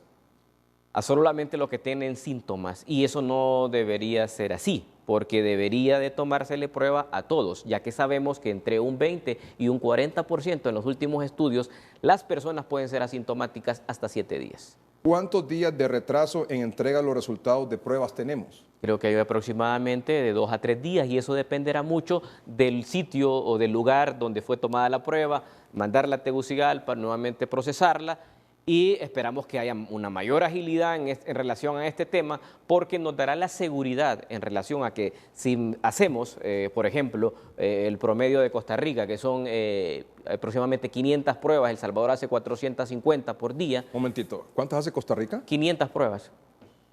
¿Salvador? El Salvador 450. ¿Nosotros?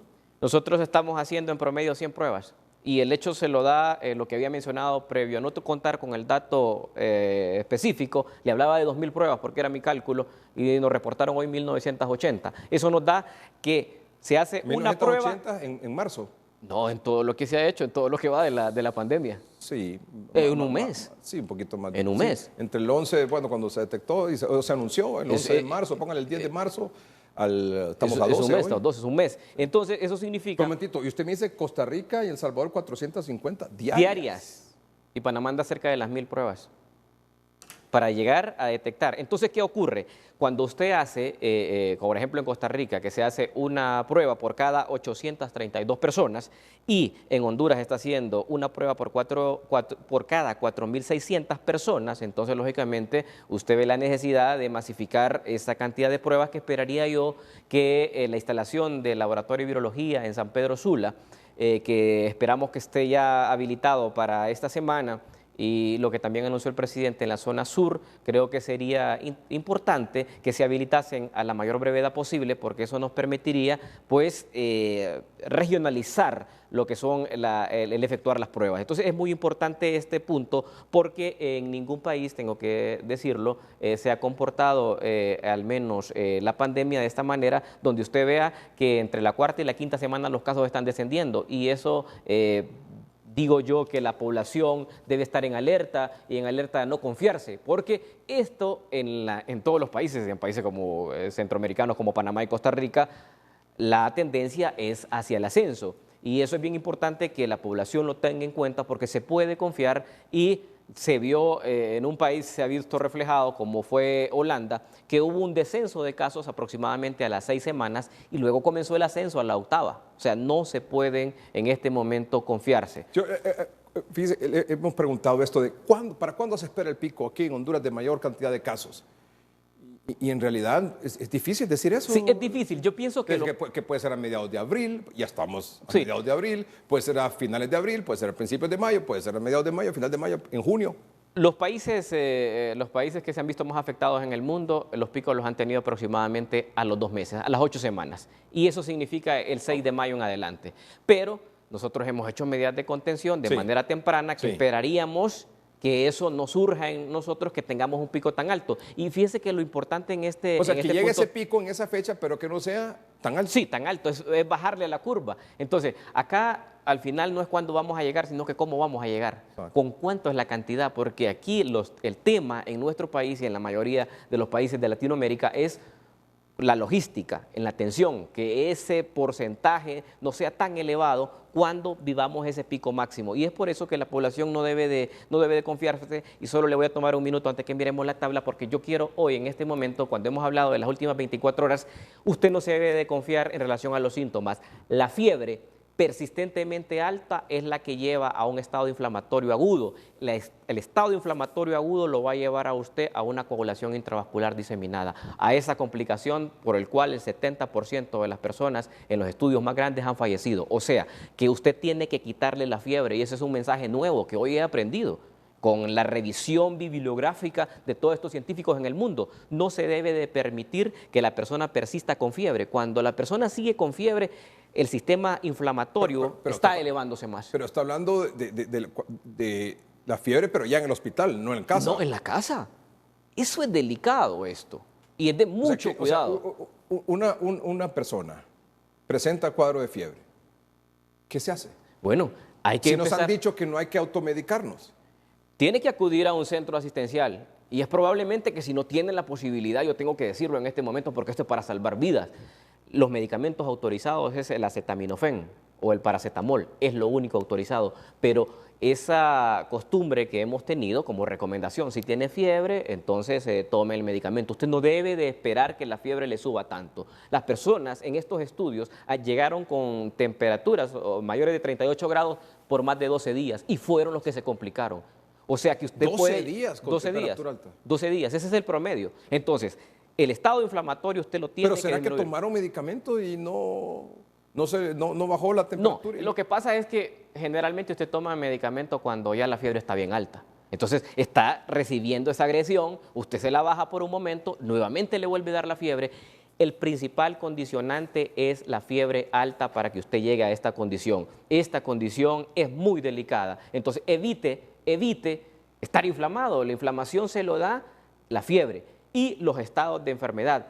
Hace un mes en este programa específicamente hablamos de las enfermedades que llevaban a un estado inflamatorio. Hoy nos está dando la razón ese comentario porque la diabetes, la hipertensión, la obesidad que le hablamos hace un mes era factor desencadenante porque ahora vemos y explicamos que la inflamación crónica que tienen esas personas se convierte en una inflamación aguda y tienen más predisposición para hacer esos pequeños coágulos y eso es mortal.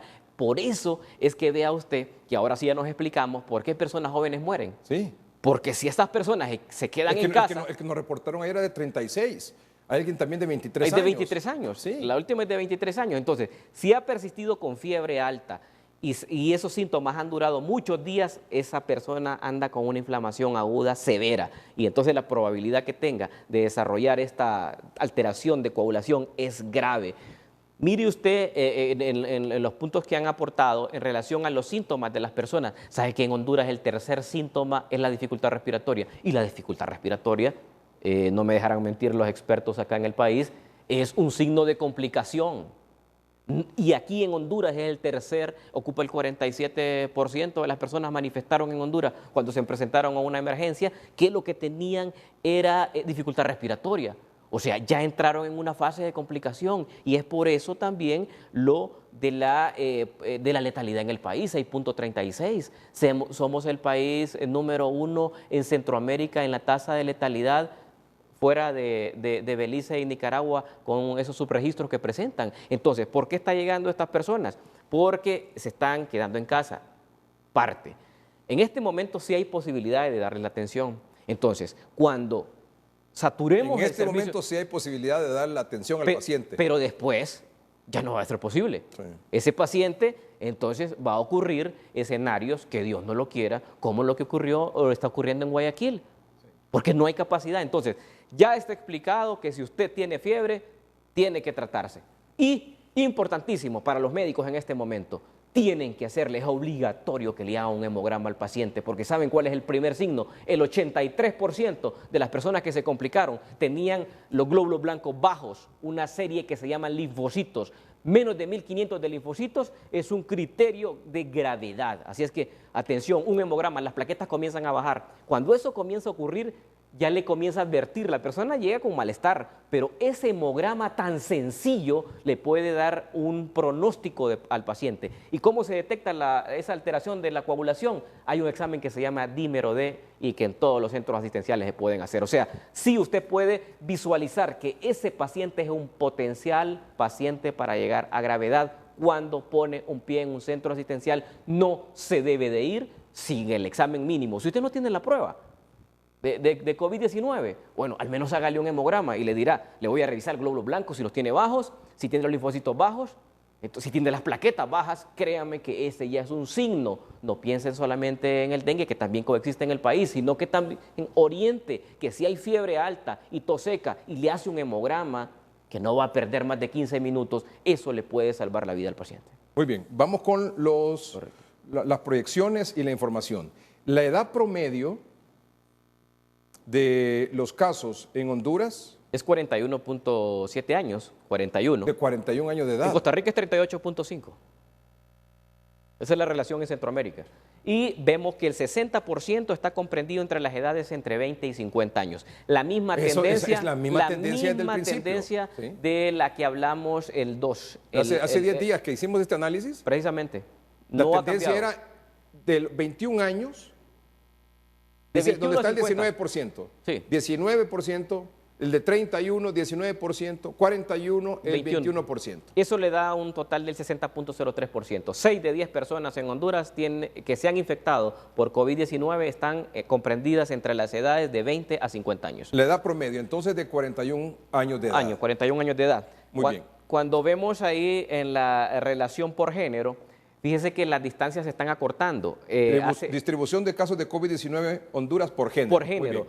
Teníamos hace 10 días precisamente, una relación de 70-30, pero con los casos que se nos ha reportado del departamento de Cortés hace 3 días, con esos 39 casos, estuvimos viendo el comportamiento que se está dando en Cortés, donde hay más mujeres que han resultado positivas. Y eso le da una relación en este momento del 58%, del 58.52% para los hombres y un 41.48% para las mujeres. El comportamiento mundial nos dice que la relación es 60-40 de hombre versus mujer.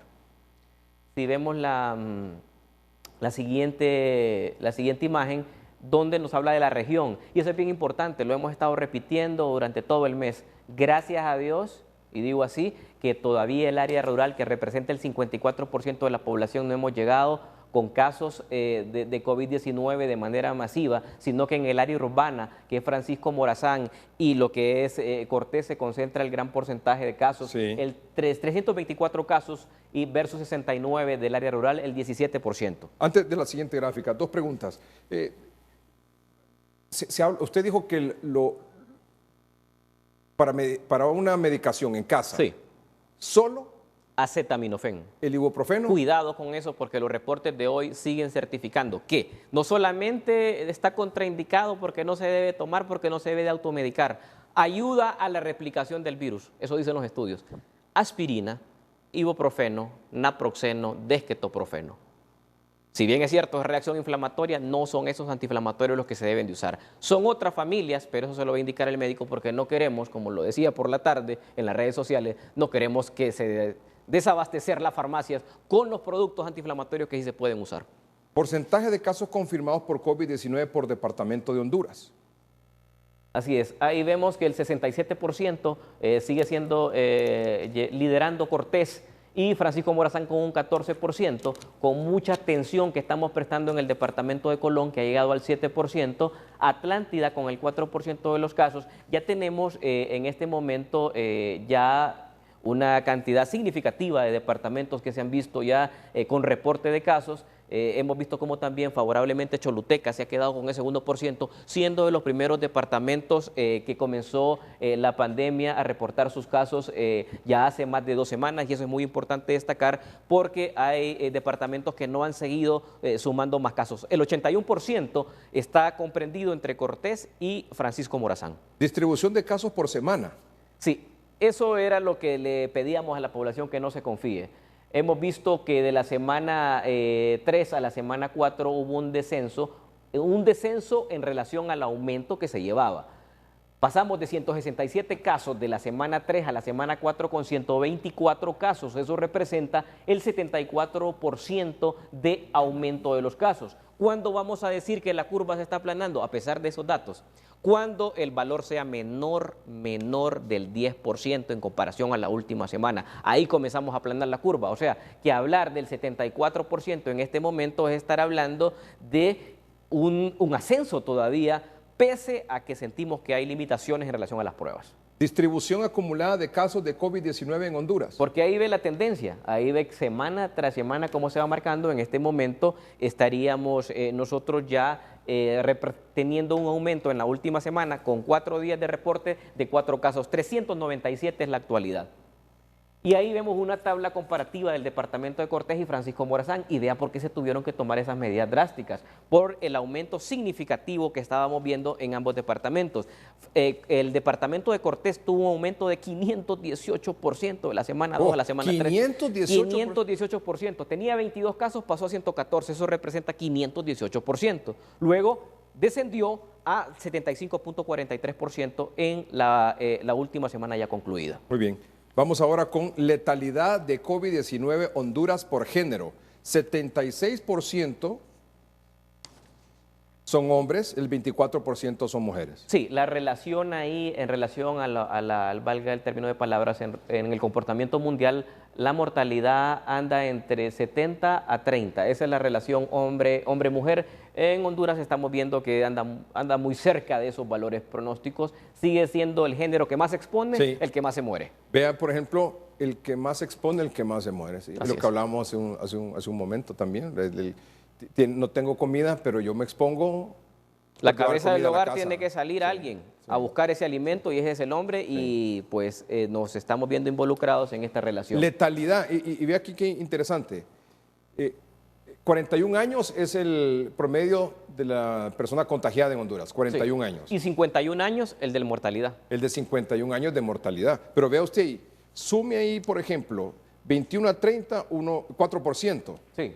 De 31 y 40, 24%. Sí.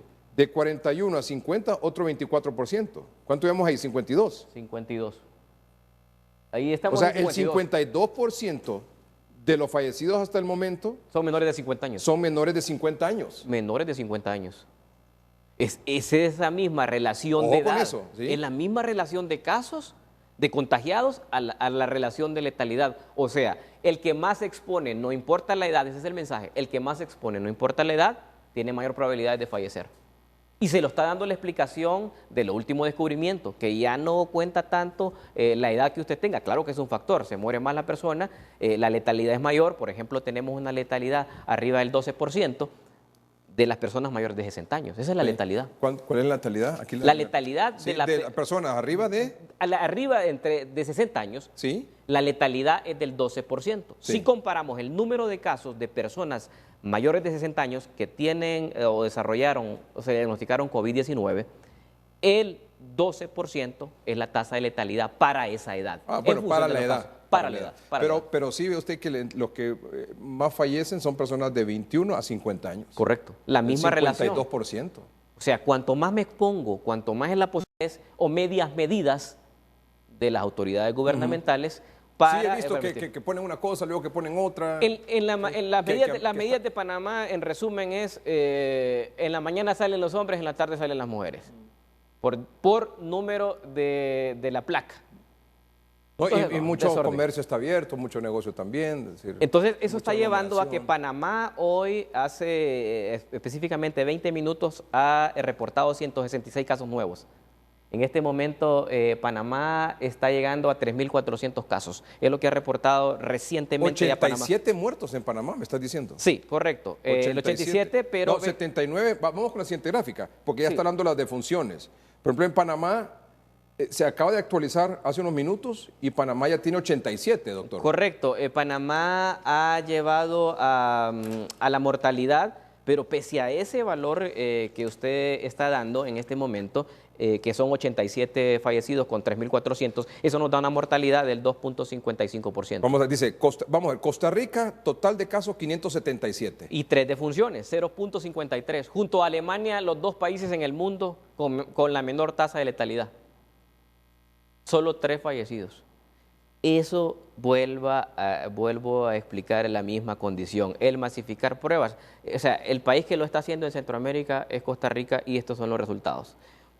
Una mínima cantidad de pacientes hospitalizados, una gran cantidad de recuperados, ya llevando la 6ª semana. O sea, que si hablamos que el comportamiento mayor puede ser a la 8ª semana, creo que Costa Rica, si sigue con esta tendencia, en 2 semanas más estaría ya entrando a lo que es el descenso de la curva.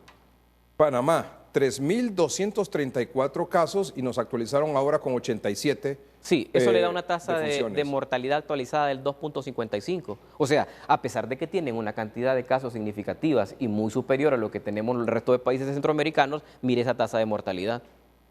Muy diferente a lo que vemos en los otros países. Honduras 397 actualizado, ¿verdad? 397, y eso con las 25 defunciones nos da un total en este momento, a esta hora, de la letalidad de 6.29. 6.29. Y vemos a Guatemala con 153 casos, con 3 defunciones, con 1.96% de letalidad. Vea que también números bajos. Y El Salvador con 125 casos a esta hora. Con ¿El Salvador ya se actualizó? Sí, ya se actualizó con 125 casos. Y 6 defunciones, que le da una tasa de mortalidad del 4.8%. Bajó, mami. Bajó la tasa de 5.08 a 4.8%. Y se siguen haciendo los llamados. O sea que la tasa de letalidad estaba más o menos así. Costa Rica 0.52. Panamá 2.55. Honduras 2.55 porque se actualizó, ¿verdad? Y Honduras 6.38, Guatemala 1.96 y El Salvador el 4.8%. Al final, entiendo que es importante el hecho, nosotros tenemos que contener, porque alguien puede decir, entonces no importa el número de casos que haya si se mueren menos personas. Tiene razón ese comentario, lo que pasa es que nosotros tenemos deficiencias en la atención en salud, y máxime si se nos llega a saturar este sistema, la mortalidad va a aumentar. Doctor, viene una gráfica ahí que es un poco cruel, esa comparación, doctor. Sí. Bueno, no lo podemos comparar con Costa Rica. Bueno, yo diría que más o menos la comparación podría ser con Guatemala o con El Salvador. No, fíjese. Pero mire que cómo nos revienta usted ahí con esa comparación, doctor. Ahí están los casos que, como se han reportado, ¿verdad?, por ambas secretarías de salud de ambos países, donde usted ve cómo va el comportamiento. Fíjese que en la tercera semana Honduras tenía más casos que Costa Rica, en la tercera semana. En ese número significativo de aumento de casos que existió, esos 167 casos que hubieron en Honduras en tan solo una semana, representó que llegamos a 219, Costa Rica tenía 201. Y vea que la tendencia lógica es que si usted tiene 201, sigue aumentando la curva porque está en pleno apogeo de ascenso. 375 llegó Costa Rica y nosotros comenzamos a bajar en esa relación proporcional a 343. Costa Rica ha seguido subiendo, 558 y 577. Yo pienso que en la medida que masifiquemos las cifras, nosotros nos podríamos acercar a Costa Rica, y no digo que eso es lo que pretendemos en función a aumento de casos, sino que tener mucho más reportes que nos permitan estar en una zona de confort, en una zona de seguridad, de siempre estar alertas, pero en este momento la población vive momentos de zozobra en relación a ese comportamiento. Voy a explicar brevemente. Cuando epidemiológicamente no existe ninguna explicación, cuando usted tiene un reporte de 30 casos, luego de 7, luego un día 7, un día 2. La tendencia es clara. Ningún país en el mundo, yo creo que Honduras no va a hacer diferencia en marcar una tendencia diferente en relación a que si la curva va en ascenso, o por lo menos se va manteniendo el número de casos. Pero no se puede hablar de aplanamiento de curva, y eso es por eso es que no se debe de confiar la población en este momento, porque estamos viendo una variabilidad en el número de casos. Si vamos a bajar, entonces vamos a andar en 7, en 1, en 4, pero de manera sostenida, porque si después comienzan a aumentar los casos, realmente va a ser una demostración de que lo que faltaba era hacer un mayor número de pruebas para hacer esa detección, porque los casos ahí estaban. Comparación de casos con COVID-19 entre Honduras y Panamá. Correcto, ahí vemos la relación que hay con Panamá, muy distante, porque hemos visto que Panamá fue un país que ha adoptado medidas, medias medidas diría yo, en relación a lo que nosotros hemos hecho, y vea usted cuáles son los resultados de esos escenarios, pero Panamá con una logística superior en relación a unidad de cuidados intensivos. Panamá estaba reportando hoy que tenía 106 pacientes en unidad de cuidados intensivos y que tenía 26 pacientes que había extubado en esta semana, o sea que los había sacado de cuidados intensivos. Sí. Logística. Escenario de coronavirus en Honduras según el modelo italiano. Eso es importante, porque este es algo el cual nos hemos hablado de esos escenarios. Mire, si ponemos el porcentaje de contagiados que hubo en Italia hasta este momento es el 0.25% de la población y fue de los países más afectados. Eso representaría, en relación a nuestra población, 23.000 casos. Y el número de casos no severos serían 18.400, con un número de casos severos de 4.600. La mortalidad en Italia el día de hoy es 12.8%, lo que significaría que el número de fallecidos serían 2.944. Pero aquí tengo que aclarar, Italia con una logística que tuvo hasta el 50% de contener eso. Si a nosotros nos llegamos a enfrentar a 23.000 casos y tener 4.600 casos severos, que es el 20%, la mortalidad va a ser prácticamente ese número, 4.600. Aquí, el que entre en severidad después de con 23.000 contagiados, lastimosamente va a morir. O sea, no necesitamos un escenario mayor. Con este escenario de Italia, porque el 0.25% de la población de 60 millones en Italia es el número el cual se apuesta. La OPS, OMS, cuando esto comenzaba, y creo que lo conversamos con usted hace un mes, bueno, creo que es el quinto o sexto domingo que hacemos aquí en 3030 sobre este tema, decía una proyección de 1.064 personas fallecidas en Honduras por el coronavirus, por este nuevo coronavirus. 1.064. Sí, y esta relación se le da un número de fallecidos de 2.944, pero hablemos que requerirán atención especial 4.600 personas. Si el escenario se da como Italia y tenemos la logística de atender parcialmente a nuestra población, estarían teniendo un número de fallecimientos de 2.944. O sea, ¿qué hemos hecho con esto? ¿Ese es el peor escenario? Este es uno de los escenarios más complejos que podemos tener. Posiblemente, realmente podemos tener un ligero incremento en esa casuística, que podríamos llegar a 0.5. Yo pienso de que si superamos a Italia en este porcentaje, seremos el país que poblacionalmente haya sido más afectado por el COVID-19 de los 185 que ya llevamos. Y hay un escenario el siguiente, que es el de Estados Unidos en este momento. Estados Unidos, su población afectada es el 0.16%. Puesta a nuestra población, ese porcentaje representa 14.720 contagiados, de los cuales casos no severos serían 11.776 y número de casos severos serían 2.355, con el número de fallecimientos, según la tasa de Estados Unidos en este momento, que es el 3.9, 573. Pero vuelvo a repetir lo siguiente: en Honduras, si superamos cifras arriba de los 10.000, lastimosamente la tasa de mortalidad va a ser el 20%. O sea, la persona que entre en severidad con 10.000 personas infectadas, no habrá capacidad logística de poderlos atender, pese a todos los esfuerzos que se puede hacer por el gobierno. Si las potencias las hemos visto caer con el sistema de salud que han tenido, no digamos nuestros pueblos. Y finalmente, la curva demostrativa del comportamiento del COVID-19 según estrategia a utilizar. Sí, el Centro de Control de Enfermedades de Estados Unidos lo hemos adaptado al español, esta curva.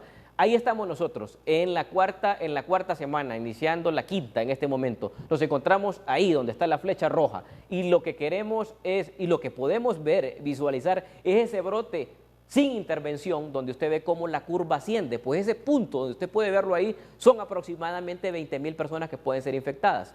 Entonces, ¿qué es lo que se pretende? Que no se sature el sistema y que podamos tener la siguiente curva, una curva más elevada, con una cierta cantidad de casos, donde se va viendo de manera sostenida y con una elevación mínima de casos que permita al sistema proveerlos de la atención de salud para contrarrestar y reducir la tasa de mortalidad. Ese es el aplanamiento de la curva, pero miren que nosotros tan solo venimos en el ascenso, pero no hemos superado la curva a la cual aspiramos. Hemos superado el número de casos de esa curva, o sea que estamos a tiempo de introducirnos a esa curva que está sobre la curva morada que se ve ahí. Eso es lo que queremos con el aplanamiento. Y yo quiero que me dé 30 segundos porque traigo un ejemplo. Como docente no me puedo soslayar de esto, para que la población nos entienda. Esta es Honduras, miren, así estamos nosotros y así creen muchos que estamos, limpios. Aún en Francisco Morazán, aún en Cortés, muchos creen que así estamos. ¿Por qué nosotros nos tenemos que volver a este escenario? Les voy a presentar el escenario de Francisco Morazán. Los rojos representan los pacientes confirmados. En el mejor escenario, por cada paciente un momentito, confirmado... abra un poco más la toma, por favor.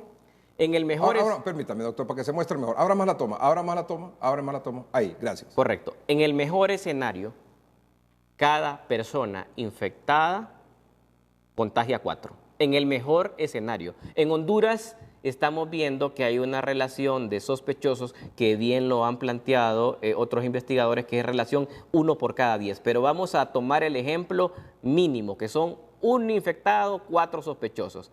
Y estos que están a su alrededor somos nosotros, que nos toca andar saliendo en Francisco Morazán, en Tegucigalpa. Esta es la posibilidad que nosotros estamos teniendo de contagiarnos.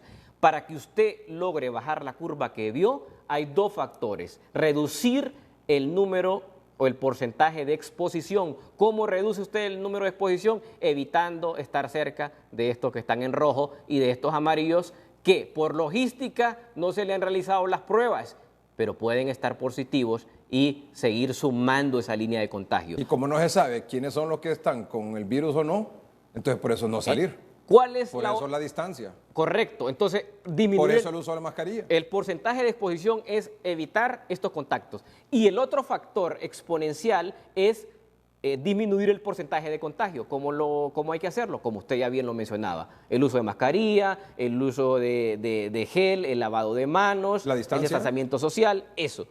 Pero mire el escenario, esto es lo que está pasando en Cortés y por eso, por este escenario es que se han tomado las medidas. Mire usted, más contagiados, más sospechosos y mire la población, un poco número de pobladores sometidos a la posibilidad de que cualquiera de esta línea lo pueda contagiar. ¿Eso es lo que está ocurriendo en Cortés? Esto es lo que está ocurriendo en Cortés. Probablemente en Lloro, en Colón y Atlántida. En Lloro, Colón, Atlántida. Entonces, con las medidas de contención, ¿qué va a pasar? La gente que le dice ahí, ese doctor es exagerado, ese doctor lo que está metiéndonos miedo, ese doctor no sabe lo que está diciendo. El primer ministro de Inglaterra, gracias a Dios, diremos porque es una vida, acaba de salir hoy de cuidados intensivos después de que estuvo con el 60% de posibilidades de morir. El primer ministro de Inglaterra, con toda la tecnología que puede existir, hay posibilidades. Entonces, ¿qué pretendemos con esto? Que, en primer lugar, Francisco Morazán no llegue a esta condición.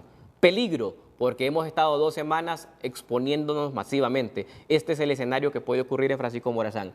Si las personas en San Pedro Sula continúan guardando las medidas y siguen cumpliendo las últimas recomendaciones, el escenario de ellos va a empezar a ser este, el que vemos en Francisco Morazán ahora. O sea que los papeles pueden invertirse. Pasados 14 días de un confinamiento, esto se va a ir reduciendo, a lo mejor nos vamos a quedar con un caso, 4 sospechosos, y todas estas personas van a quedar, diremos, menos expuestas, para que terminemos, si Dios lo permite, en junio, con esta imagen que es la que todos queremos llegar. Claro. Pero para eso tenemos trabajo que hacer. Usted, hondureño que nos ve, nos ha seguido hoy en este interesante foro, decirle que para vencer al coronavirus, lo primero, ese temor que usted tiene al coronavirus se vence con información. Y para las autoridades, el coronavirus se vence con la orientación.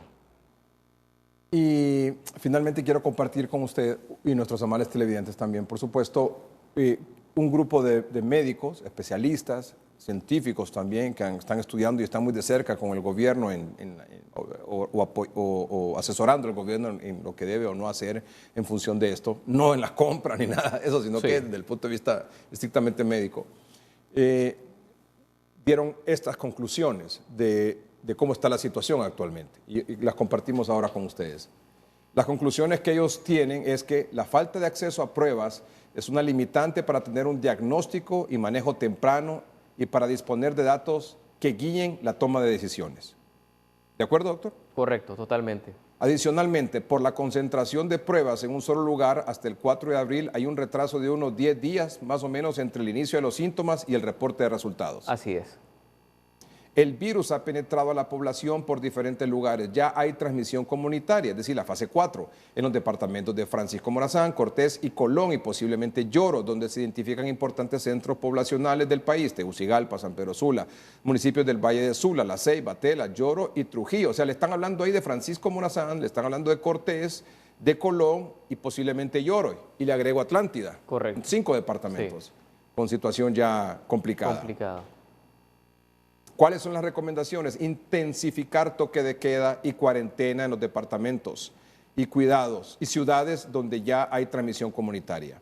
Identificando estrategias que reduzcan la circulación diaria al máximo. Uso de mascarilla obligatoria en lugares públicos. Esto es como ya uno, ya no puede salir usted de su casa, no puede ser, si no es con mascarilla. Así de sencillo. Promover, activar la plataforma telefónica acoplada con el call center y la respuesta de instituciones como la policía y el ejército para el manejo domiciliario, o sea, para darle seguimiento a los pacientes que están en su casa. Facilitar de inmediato el uso de pruebas rápidas en la población usando los protocolos propuestos por el grupo de trabajo. Finalmente, no existe ningún escenario en el que la capacidad del sistema de salud hondureño pueda satisfacer la demanda de unidad de cuidados intensivos y respiradores. Repito esto porque esto es como la Biblia, ¿no? Sí, ahí no hay lugar a discusiones. No existe ningún escenario en el que la capacidad del sistema de salud hondureño pueda satisfacer la demanda de unidad de cuidados intensivos y respiradores. O sea, no es que en el menor de los casos, o que un caso en el escenario más optimista o el escenario intermedio, sí vamos a poder... No, ahí dicen los mismos médicos que están asesorando al gobierno, le están diciendo no hay capacidad, no hay posibilidad. Sí, la única... Por eso las recomendaciones del encierro, de las pruebas rápidas, etcétera. La única alternativa es mantener esta tendencia real, que se sigan masificando las pruebas, estar confinando a las personas en sus hogares, que ese 80% aproximadamente de las personas que se pueden manejar en casa cuando ya se les detecta de manera temprana, sigan bajo esa vigilancia y evitar que nuestros centros se saturen, porque definitivamente va a haber una diferencia significativa y cuando la logística no existe, el porcentaje de letalidad aumenta. Doctor, muchas gracias. Ha sido un gusto el haber participado en este foro, esperamos seguir orientando a la población con nuestras opiniones que tienen el propósito único de llevar ese conocimiento para que usted pueda convertirlo en hechos, porque si nos quedamos con las palabras acá, no es de temor, es de información que lleve a su casa y que le pueda servir a usted para que juntos todos podamos parar esta pandemia en Honduras. El doctor Omar Videa es médico internista, investigador científico y es un colaborador cercano permanente, doctor. Así es, esperamos. De Hoy Mismo y de 30-30. Buenas noches. Gracias por su atención. Que estén bien.